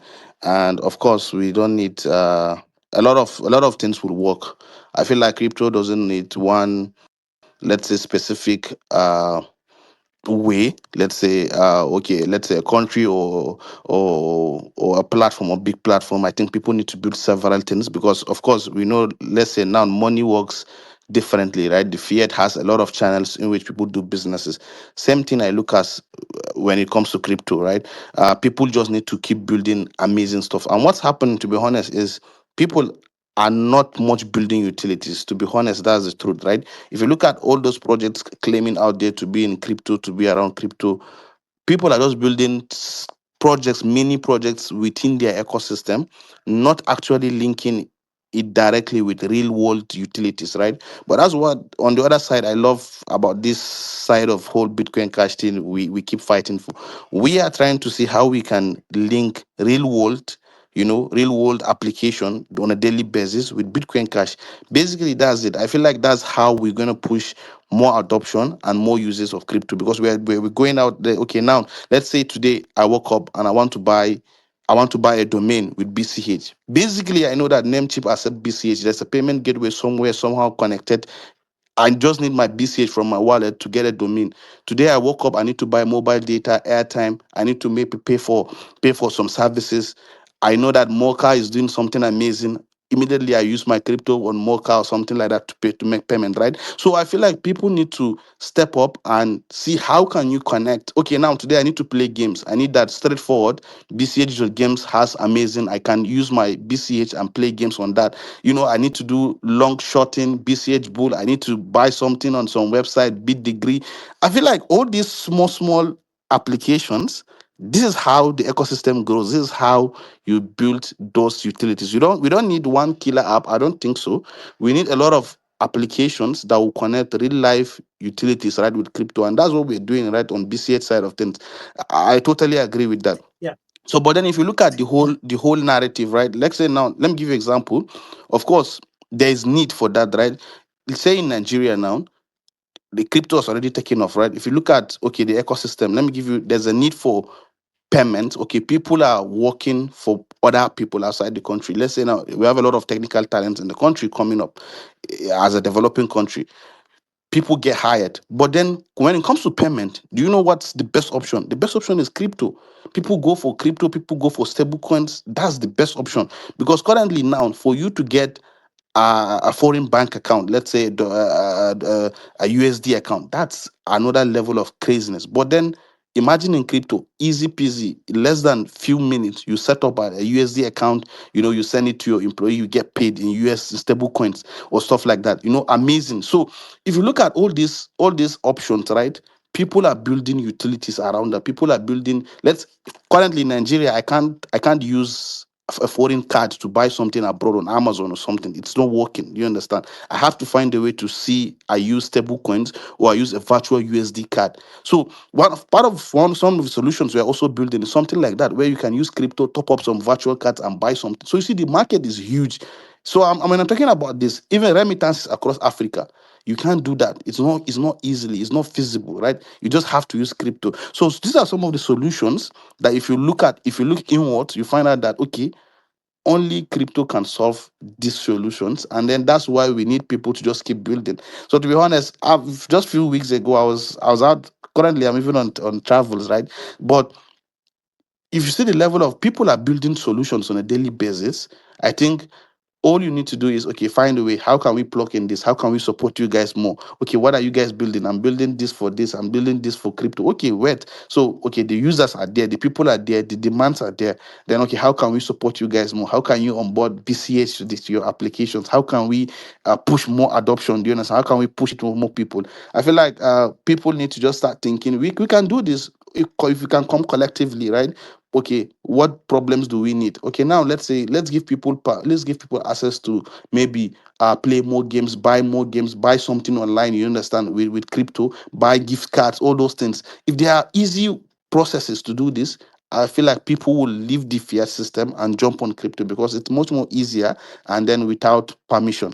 So that's Yeah, it. well, the thing, to what you're saying is, I agree, and you're talking about Mocha, like, so why? Let's just be clear about this. Why would a normie go to crypto? Why would a normie use Mocha? Right? It's because it's cheaper. It's cheaper, right? Like, think of Visa, MasterCard, or whatever credit card company you use, right? 150, 200, 300, 600 basis points is sometimes it's really severe. It all depends on the volume you generate in your locality, things like that. That's margin that the business loses, right? And so any business that has a customer that is willing to pay in crypto, they can charge a premium price for the products or goods or services that they sell. This is a perfect on-ramp. It's clear economics to on-ramp lots of people. And I'm telling you, Narain, if in your locality, it sounds like a lot of people use crypto, you need to follow Mocha because you can start on-ramping people onto Mocha in businesses, and you will get a fee share of on-ramping everyone in there. You could make a lot of money, man. And I'm not trying to like overhype it or sell you something serious, but it's No, clear. no, no. I feel like me Boca already talks, right. Okay, Where we're looking at, for me, there you yeah, go. for me, we're looking at anywhere we can push more adoption. You understand? More Bitcoin Cash adoption, more crypto adoption. We're very, very welcome. That's what we do. That's what we've been doing, right? So I feel like in this sense, we're just ready. Okay, let's see what the platform looks like online. Do you understand? And then we are all ready to support it because definitely with stuff like this that gives people more access, to, you understand, to use their crypto easily, and people need, just let's say for businesses, most of them, their complaint is, okay, we don't have like a structured POS system. Okay, we have Petaka, we have Mocha is doing the same, right? Mocha can give you access to do that. So that's it. So that's why we keep encouraging builders. I feel like we don't need one killer app, but then keep building. Just find a solution that you are trying to solve and build it. People are there. Of course, people are waking up to the reality. Okay, of course, we need crypto. You understand? And you don't see that probably from the Western. From the other side of the country, but then from the developing side of countries, right? This is a necessity because people need this to survive. Do you understand? A lot of now freelancers, people have skills. They work freelancers. They work with companies. They can't own banks. Do you understand? A lot of unbanked people, they depend on crypto 24/7. So you see, these apps are necessity for them. So now, if you look at the numbers, and the numbers don't lie, to be honest, for most of these apps, all of them are profitable, right? All you need to do is build and come to that ecosystem. Definitely, you'll be in. If it's a business, you'll be in profit because this is what people need. Already, if you go through the other route, trying to get things from the government or get to normal fiat is crazy, man. The inflation there is crazy, and it doesn't work. To be honest, that's it. So that's it. Yeah, I always love it. Thank you. This is a really appreciate your contribution to this conversation, Narain. I always love when people come and because every country I think is suffering to some degree, but I love it when people come and they have real world experience of just like with a really terrible currency and a really oppressive government, and then they can see the light. So thank you so much for that. I want to kick it back here to the other speakers. Is there anything here that we think we've missed, or anything you want to update us on? I'll kick it to Bitcoin Cash podcast. Is there anything else you want to touch on? Any message out for me, THORChain? I know we didn't really talk much about Rajira and all the possibilities, perps, money markets, lending, all that stuff. Oh, actually, Dr. Flex, I just saw your hand. I'm going to kick it to you. You haven't spoken in a long time. Go for it. Yeah, I've just been listening, and the amazing speaker said a lot. Though I actually wanted to throw a question to the THORChain side, but before then, the question of utility and then adoption. The one thing we lack is that proper education to, people from this side. I'm saying from this side of the country, from this side of the world, sorry. Um, People are not much more aware of what is happening. People are suffering. I think back in 2020, 2021, 2020, I think that was during Corona. That was my first experience with crypto. So I'm going to say I came in late, but then what did I need at that point? What happened was everybody was isolated. Everybody was just kept in a box, just locked up. And I think I needed a laptop. I needed to get a laptop, and then I cannot go out. That was what made me discover crypto actually. But then I'm not going to say unfortunately, but fortunately for me, I found Bitcoin then first, and then realized, okay, I can trade with this thing. I can actually buy something with this. And I did that. But then with time, with the shitty currency we have here, buying and selling with that kind of coin was a hassle for me because I cannot pay for fee. I cannot pay for. There were a lot of obstacles then, like getting the coin itself, buying it, finding a person that accepts that. It was a very very big obstacle for me back then. Then I started dipping into history, and I realized Bitcoin Cash on the way, which gave me more cheaper, options to go into. And then, yeah, there were a little bit of community around those people in Nigeria then that are aware of Bitcoin Cash. So we kind of formed a group, to try and spread that awareness outside. One thing I'm going to tell you is people are not properly educated, and then people are not onboarded the right way into crypto. In this side of the world, people just see that people don't really see crypto as that means of exchange. No, people see it as way to make profit, way to just throw in money and then get it quick and then back to the fiat system again, which is actually wrong. So what we try to do is, educating people, but it's not happening because the the number of people that are actually preaching the word out. I don't mean if the word out in this case is the real utility case of crypto, are not there.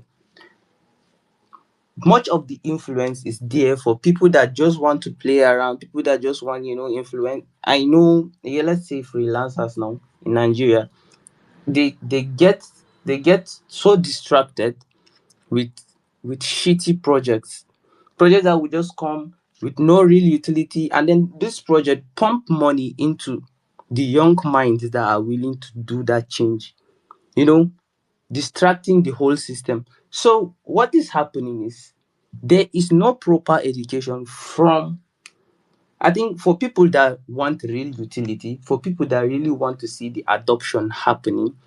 It's a collective effort to see that, yeah, real projects that will promote, the adoption of crypto. I'm not saying Bitcoin Cash in this sense. I want crypto. Let's talk in crypto. That will promote that real adoption of crypto. They are not there. People only they tends to give fun. I can. There's this chain that of recent was popular in the Nigerian community. All they do is there is just, fun games, not even a real gamifying experience. They just want to get massive users, traction on their chain, and without really telling people what is happening, what the What core chain is message this? is. I think I can, is it the ton ecosystem, something like that. Oh yeah, Just yeah. those, like, that is shit what they are doing there. They are not really, but they put a ton of money into promoting such kind of project, not real world project that will create impact. And that's a big obstacle for adoptions here in this part of the world. So I think more education, more of people coming in to preach what is really happening, and then opening minds to broader topics that is happening around the world would easily do that. So my question now, as someone coordinating the THORChain BCH communication, I think my question to the THORChain team is, what do you think is really needed right now for integrating the cash token into the THORChain? Because our community is really hyped about this, and then I personally took it upon me to keep them updated and then stay in touch with both teams to see how we can facilitate that. So talking on the collaboration side, we want to really know what it would take from the BCH side to get BCH and the first cash token into the THORChain. Well, make sure I understand correctly. BCH is obviously currently supported. I think you're talking about MUSD. I don't think there's a developer up here, but I will give you anyone the resources, because I think the it's clear we want to have the stablecoin available for you guys, absolutely, to be used as a settlement layer 100%. And to answer your other question, it's like, how do you educate? Well, it's utility. The word is utility. I 100% am convinced if we have clear utility like Moca, where you can buy goods and services for cheaper than the current system that we use, this fixes itself because there's a clear economic incentive. It just draws you in, right? If you save in money, it is the clearest and easiest selling point. And then, of course, when you have ability for people who promote Moca to make money, that's how you do it. This is the point where utility is happening in the technologies that we spent so long building. So, yeah, Dr. Flex, I definitely want to get MUSD added. Havlor, I think you were going to speak, or I don't know if Kenton. Go ahead. Yeah. So on the plans to implement MUSD in or make THORChain MUSD compatible, we have put down a team of 40 people. We at Rift Labs, who issues and have created the Moca protocol. We have committed to doing this and pushing forward with this. And the only thing is, we have been trained in it's just so much work. So these days have been so intense, so much stuff happening. So we just haven't gotten to putting a developer on it full time yet. But this will happen, and we have committed to this in direct comms with the Rune people. So this is definitely music to happening. my ears. And guys, when it comes to education, spreading the word, what is ADR 21? Like, this is where all of us work together. We built it, and now we have the technology where it has utility. It's the time. This is the time to go. This is where we go. This is where we go balls out, and we show the world what we built. The BCH boys, they guys have been building. They have a wonderful blockchain, right? It's quick, it's fast. They want to be a settlement layer. They're eager. We're eager. This is where these important relationships are being made. These are the connections that change the world. So we are doing this thing. And I want everyone in Nigeria or whoever to be able to transact with blockchain. That's the way it's going to be. And that is exactly what we're going to do. Don't confuse it, guys. We are on this path, and we're going to get it done. Kenton, were you trying to say something? I'll kick it to you. Yeah, I was kind of maybe trying to answer his question about education, explain stuff to people. So it's tough because there's no such thing as teaching, only learning, right? You can't teach somebody something that they don't want to learn. And so, that's the trait of an excellent teacher. I don't know if you guys have heard like John Taylor Gatto. He's written some books. He's ranked one of the best teachers in American history, and his success was just trying to find ways to get people interested, get kids interested in learning, open their minds, and then it's just like a sponge, and they'll take anything in. So if we really want to get people to learn, we have to find a way to make them interested, right? And I'm not saying it's easy, but it's tough. Like we're talking about Bitcoin Max.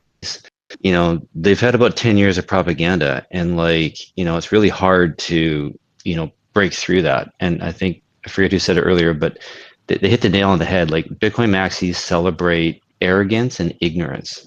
And it's, you know, if somebody's like proud of their arrogance and ignorance, it's extremely difficult to break through that.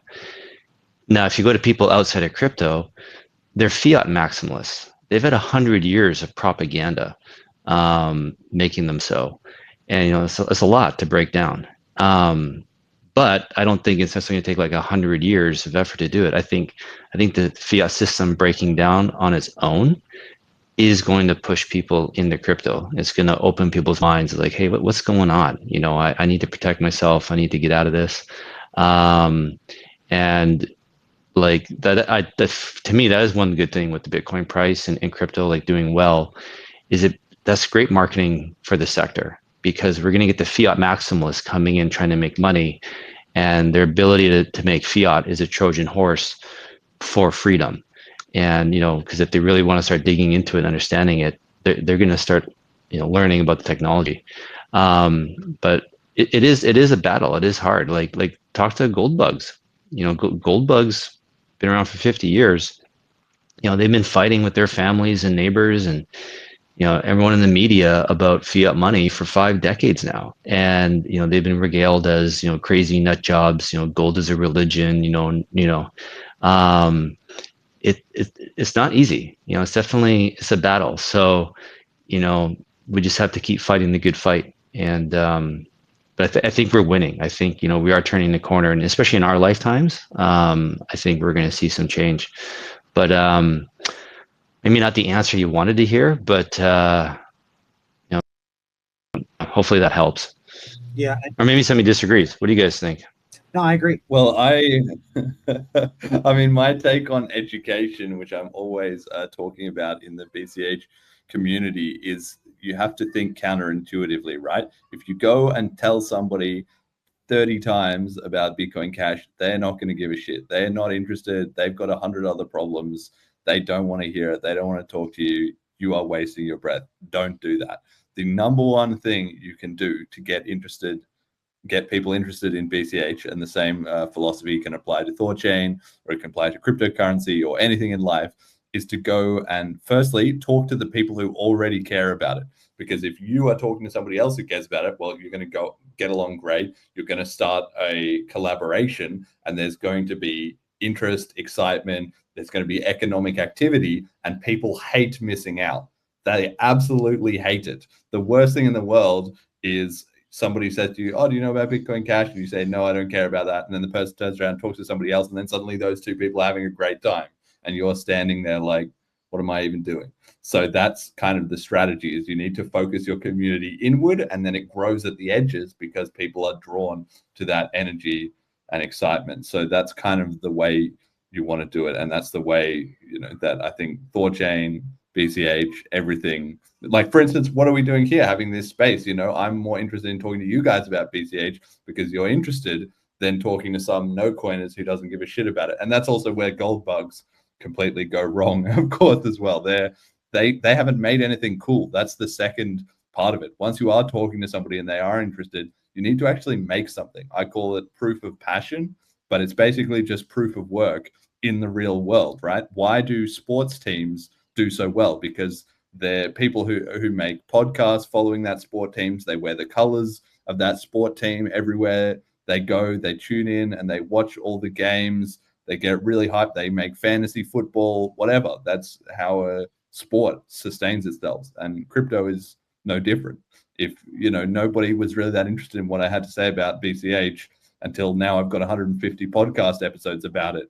And somebody doesn't need to listen to 150 podcast episodes. They just need to hear that I've made 150 episodes about it to think, wow, this guy is serious and must have something to say. So talk to people who want to talk back, and then build something with them. And then all the people on the fringes will observe that and want to get involved. That's how you break through that educational barrier. Even though it can be slow and hard work, that's the way to do it indirectly. I totally agree with you. Like that's like fiat money is a brand. It's, you know, and it's got a great brand. You know, people love it, and people that is that rain here clapping? You know, people love the fiat brand because it serves a lot of them well. You know, they climb the corporate ladder, they get, you know, into positions of power. You know, bending the knee to fiat is very rewarding. You know, you get laid. Like, you know, there's lots to get out of it, right? Now we all know people are selling their soul, and you know, there's definitely better ways to live. But I think that's kind of what, you know, crypto has to become too. It's got to be cool. It's got to be sexy. It's got to, you know, we got to demonstrate how it is improving the world by improving our own lives. You know, if we're leading successful, amazing lives individually, people are going to want to see that. Like, how are you doing that? Like, what are you doing? I want to do that too. And you know, through Bitcoin Cash, and I've been doing this and that. Like, okay, cool. Tell me more, right? And it's not because they care about crypto or freedom or anything like that. It's like they want your lifestyle. You know, they want, you know, what you have, and that's how you kind of get them in and get them interested. So yeah, totally agree with you, Bitcoin Cash. That's yeah, it's on the fringes. We just slowly keep, you know, getting people in. It's like the you guys seen that video of the guy dancing at the music festival? He's out dancing all weird and crazy by himself, and then, you know, somebody else comes and joins them, and they're having their fun, doing their own thing. And next thing you know, there's like 1,000 people there. All it's like this, it's just this awesome scene, and everyone's just having a great time. You know, we have to be those weird, crazy people dancing by ourselves for a while, but if we stick with it, you know, we're going to attract more, and it'll keep coming. Yep, I agree with that. We have a new speaker who's also, I guess he doubles as a soundboard. Let me see. Does that say Engineer Bendar, if I'm understanding that correctly? You want to test your mic? What do you got for us? Yes, thank you. I just want to, first, is the mic good? Yes, you sound great. Go ahead. Okay. I want to add something that Jeremy said. It wasn't my intention to talk, just but said something great about Bitcoin Cash. I mean, I was the most Bitcoin maxi in the world. You can see. I was saying that Bitcoin Cash is the shittiest coin I would ever see. Now I'm a Bitcoin Cash maxi. Why? Because Jeremy has taught me what Bitcoin Cash mean, even indirectly. Like the reason I now use Bitcoin Cash is the Lightning Network. Believe it or not. Actually, I lost more than half Bitcoin setting up my own sovereign, and I say sovereign, Lightning Network. I was using the Lightning Network, and then Umbrel got an update and corrupted data to my desk that made me lose all my Bitcoin. And I said, come on, that must be the shittiest experience I have ever seen. I mean, if no decentralized coin can do an instant settlement, then we are lost. And then I don't know what triggered me to search about Bitcoin Cash, but I just did, and I saw that video called "Who Killed Bitcoin," and I was seeing the other narrative because I was at the Bitcoin block size war, and I was fully into Bitcoin node propaganda. Everyone should run their own node to protect the network and blah blah blah. And I found out that's not true with Bitcoin Cash. I can instantly transact. I can get my Bitcoin Cash to buy anything that I want.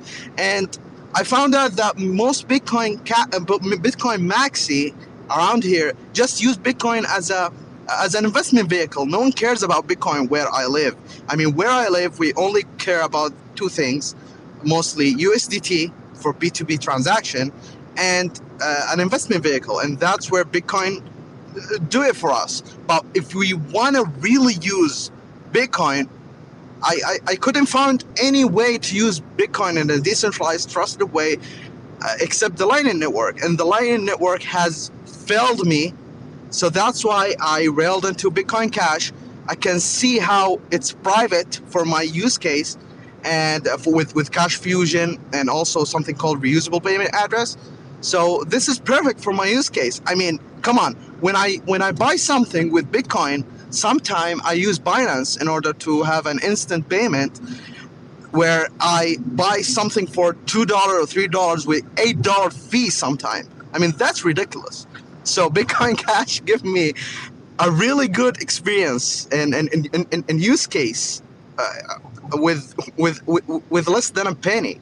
So I'm thankful for that. And yes, I'm go so ahead. sorry to interrupt you. I'm actually thankful you said that, because I forgot, Kenton. You know, Bitcoin Cash, they are developing. Oh, your mic's open, Benjar. Just so your heads up, no one just pause yourself, please. Thank you. You guys do have privacy you are developing from our previous conversation. I'm definitely not an expert, so I don't know if I should kick it to Emergent or the Bitcoin Cash podcast. But do you guys want to talk a little bit about that? Or Can I just say something quickly? Yeah. I just want to previous speaker. Are you saying Wallet of Satoshi, where you have to give your email address and you're geo-locked, isn't a good solution? It's a joke, by the way.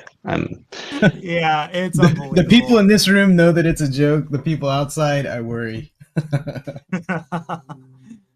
Oh boy. Well, you know, guys, like I say, you know, this isn't meant to be a BTC hate space or anything like that. Of course not. I don't care, but I don't know. You know, I'm a real person. I have my own opinions. I don't represent THORChain and when it comes to opinions, I see obvious cracks and I don't understand it. You know what I mean? But anyway, to get back to it, I don't know, Emergent, do you want to talk about the privacy element of BCH since Banjar brought it up? Sure. Bitcoin Cash has had multiple privacy solutions over the years. The current most popular one is called Cash Fusion.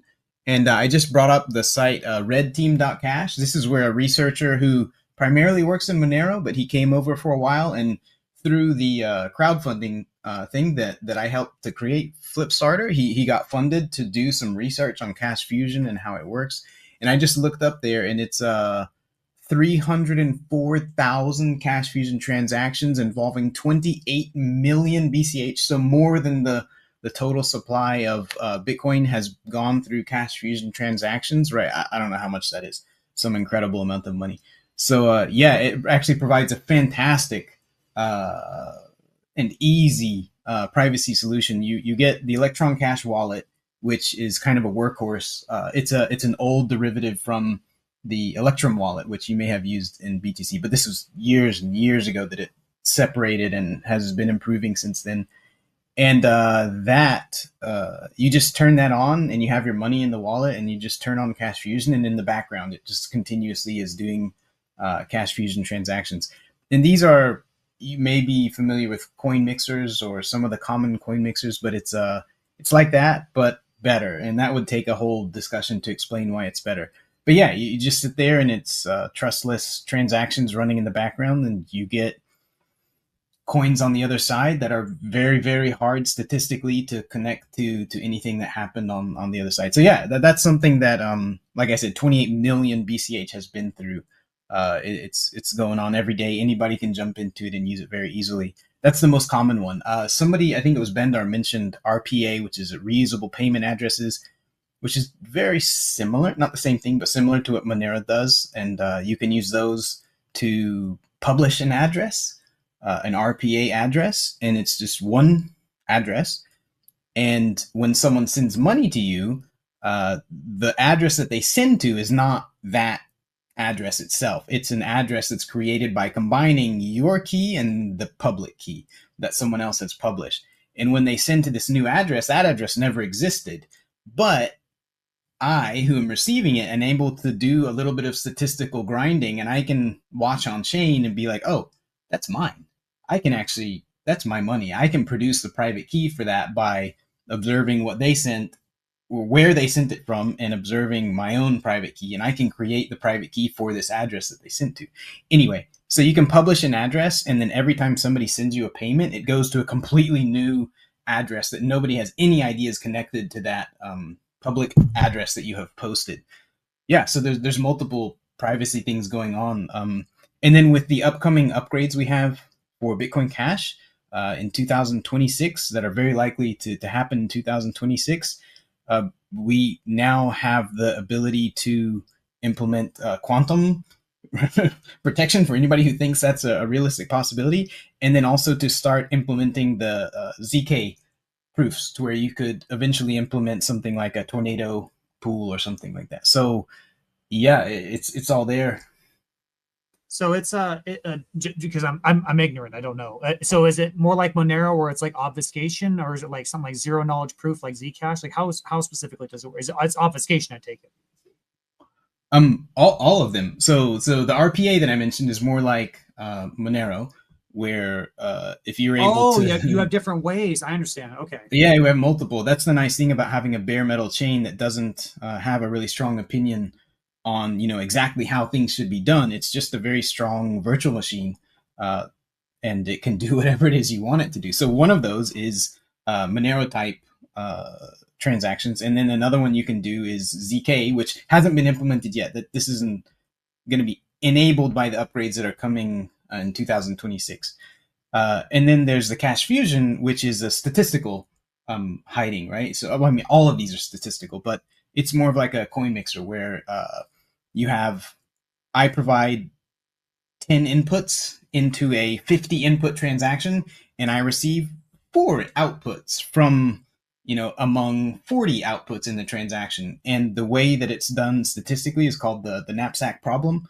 And it means that even if you think you know what's going on the inputs or who owns what inputs, even if you think you know who owns what inputs, it's very hard to calculate with any certainty who owns the outputs. So yeah, it's a statistical trick. There you go. Bitcoin Cash, pro privacy. Oh, go ahead, Kenton. So you said bare metal chain, I think you said. What does that mean? What did you mean by that? What I mean is, for example, Bitcoin Cash just works the way Bitcoin was originally created, which is you put money into a lock script, and that lock script is a program. And the simplest program is just what people are used to, where it's like, oh, I have the key and I can unlock it if I want to. But really, it's just a program. Even the most simple Bitcoin transaction is a very simple program that says, if you can provide the signature that unlocks this coin, then it's your coin and you can spend it. But it's a program. And you can make those as arbitrarily complex as you want. And so that can go from that, which is just, my money and I can spend it, to implementing something like bulletproofs that Monero does, because that's really just a pile of code about what it does. And then you can do Cash Fusion like it does, or you can implement ZK pool like Tornado Cash, because that's really just a program where people all throw their money into a smart contract. And so what I mean by a bare metal is it's a virtual machine that can do whatever the hell you want it to within the boundaries of what a Bitcoin Cash transaction allows. I'm not sure if that answered the question. Yeah, it does. Actually, it's kind of a similar way to explain THORChain smart contract layer, app layer. Would you agree, Patriot? Yeah, as far as I understand, I'm not a developer, so I'm always insecure when it comes to specifics. But yes, I think you're right. And great question, by the way, Kenton. So I have a dumb question. So because Monero is basically a fork of Bitcoin, right? So it's just Monero. The Monero devs just took Bitcoin and just added a bunch of stuff on top of it, right? Yeah, Monero took an opinionated approach to what privacy means and decided that this is what a reasonable and good approach to privacy is, and took that approach and then applied it to the consensus layer, right? Where every transaction will follow these rules. Whereas the idea of the bare metal chain is saying, well, you can do that if you want to, but you can also do something else if you want to. And that's it's not necessarily an obvious one is better than the other, right? Because if you're opinionated and you make the right choice, then maybe you have a great effect from that. But if you're opinionated and you didn't make the right choice, or something in cryptography changes, or somebody else has a better thing, now you're in kind of a rough position. Whereas the drawbacks of doing bare metal is, well, maybe it'll be slightly less efficient than doing it, built into consensus.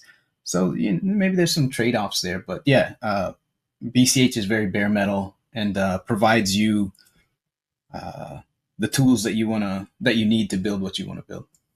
So let me just expand on that a little bit to kind of clarify or maybe extend what Emergent is saying. So, we were talking about having the MUSD integration in THORChain, right? So we have this MUSD stable coin that people lock up their BCH and they mint the MUSD, and then it has a stable value which they can cash in. And so you have a decentralized stable coin, right? So that's a cash token, which is just the BCH protocol for tokens. But those cash tokens can be anything. So again, after the next upgrade, and this is just theoretically possible, nobody has built this yet, right? But BCH will be able to have a cash token that replicates the Monero cryptography. So you'll be able to buy a token on a BCH DEX that is equivalent, in terms of cryptography and privacy to Monero. But not only that, you could also make a cash token that had the Zcash cryptography, right, in it. And then you could even, swap from one to the other, or you could chain them together. You could have a token that combined the two and let you send through both of the privacy schemes and then on out the other side, right? So the approach that BCH is taking is that we will be able to offer the cryptography from every single chain as a token on our own chain, if that makes sense. It does. I mean, that sounds huge. Have you heard of is it Haven Protocol? What were they called? Paige, do you remember what they were? Do you guys want to talk about? XMR was it called? It was the Monero fork, right? Of privacy, is that what you're thinking of? Yeah, I think it was a fork of Monero, and they were basically trying to do what you guys just talked about. They have a token that you could mint into a stable coin, and that stable coin would have like privacy. I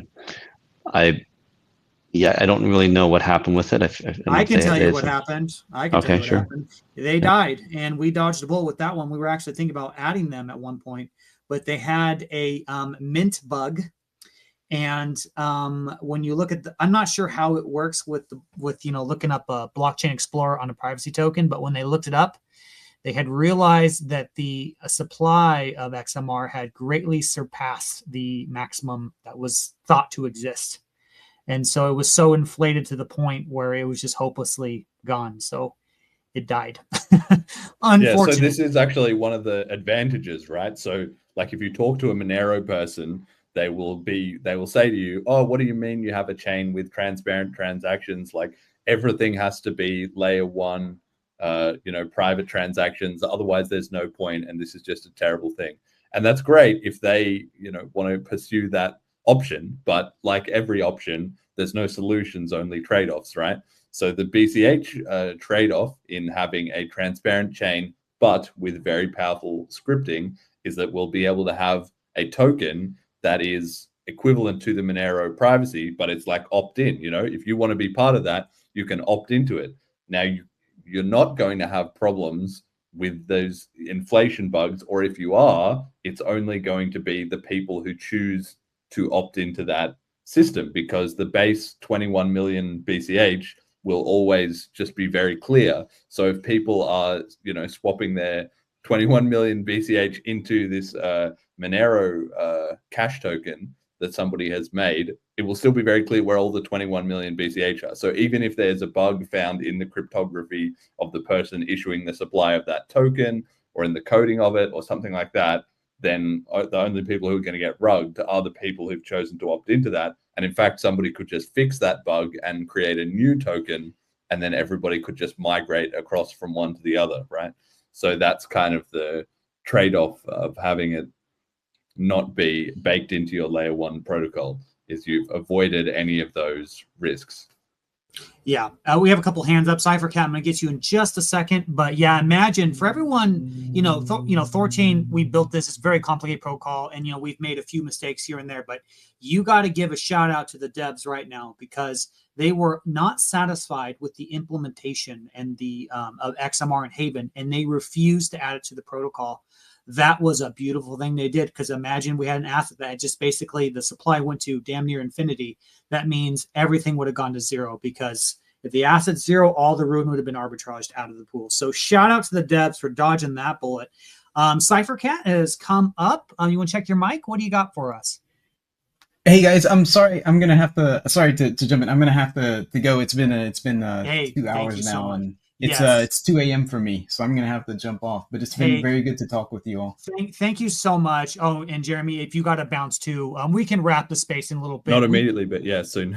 Okay, I appreciate you guys and Emergent. Thank you so much for being a trooper and staying up late. I really appreciate it. I think we squeezed a lot of the juice out of the space, but we do have some speakers up here. We'll get to them and we'll take it from there. So CypherCat, if you want to go ahead and check your mic, go ahead. Thanks, please. guys. Take care. Take care, brother. Thank you. Yeah, I was just appreciating the discussion.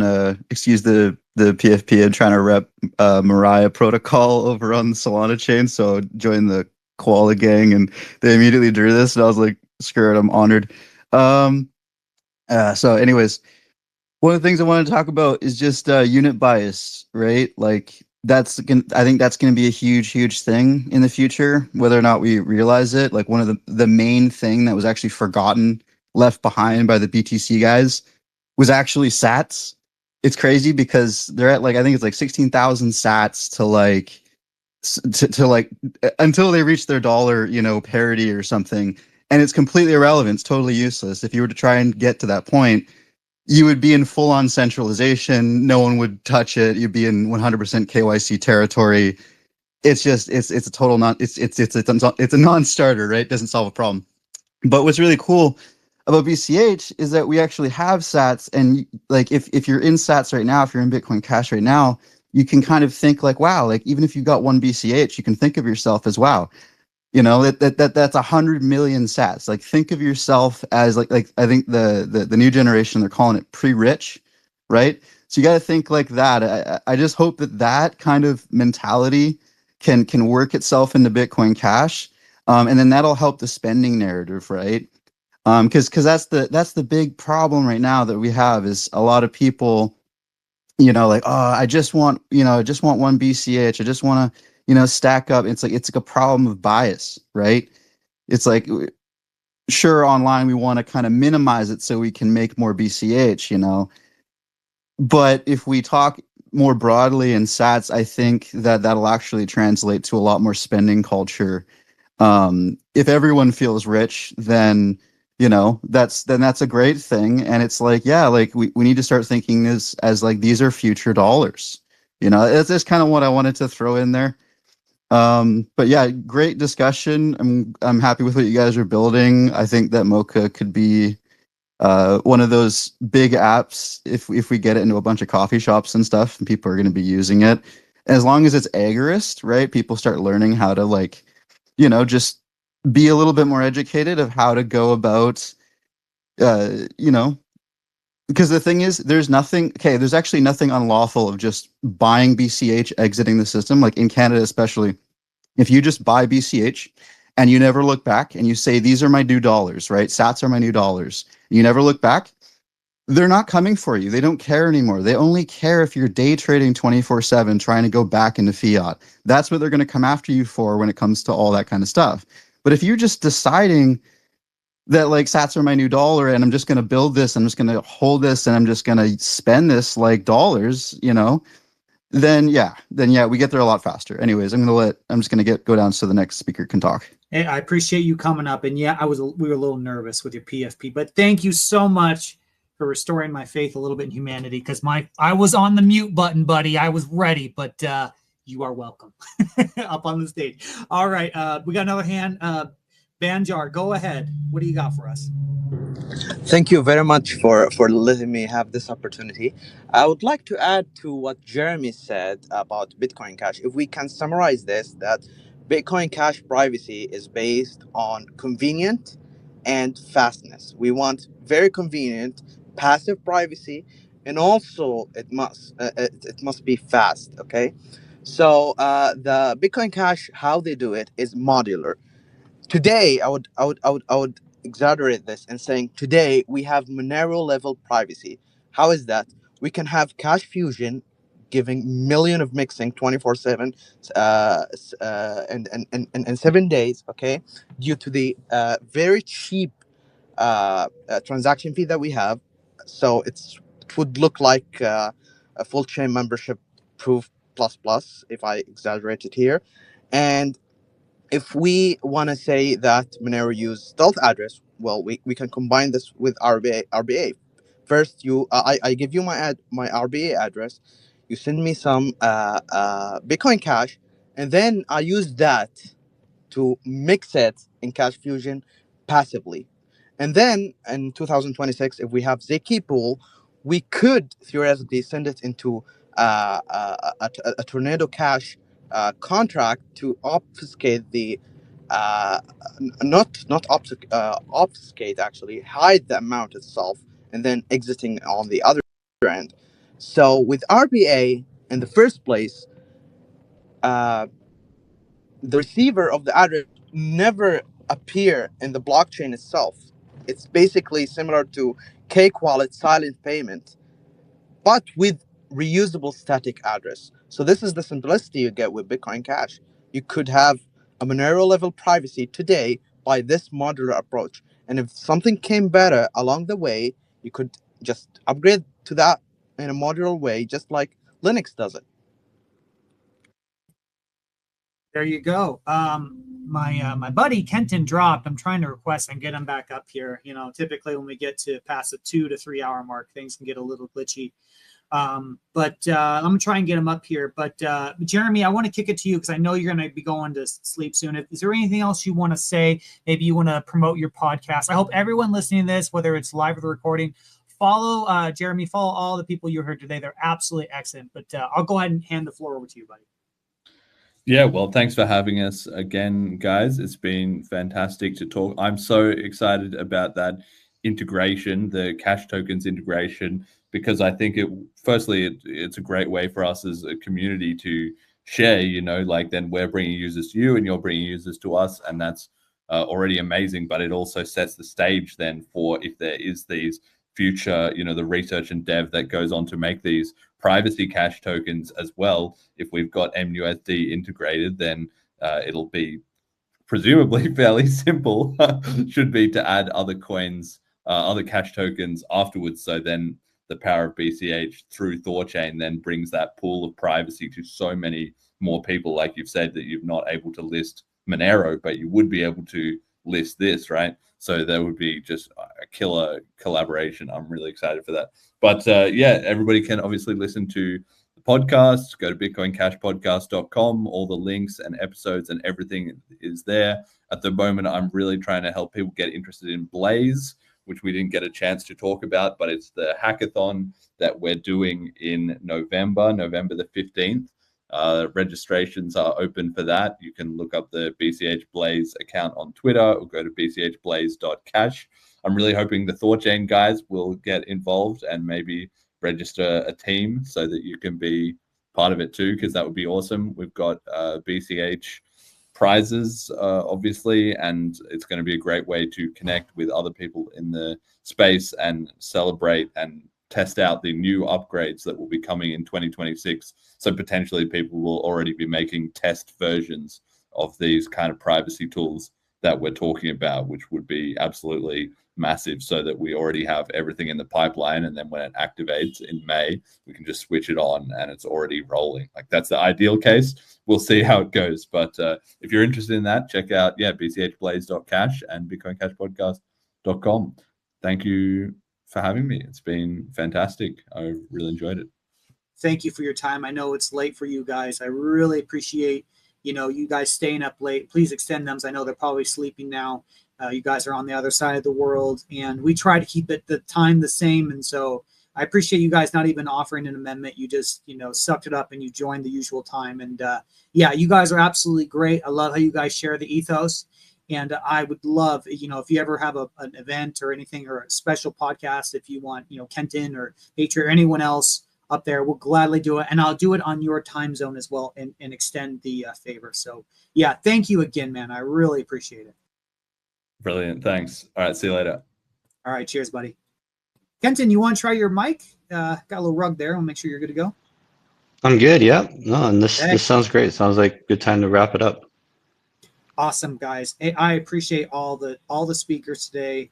Let's go ahead and wrap it up here. All right, guys. So the so let's see. Let me get my thing up here. Okay, so next weekend we're going to be having a space with the NFT new community. It's like NJAR. I'm sorry, I don't know how to pronounce it. I'm not going to embarrass myself, but it's a collab. It's going to be really cool. So check that out for next week.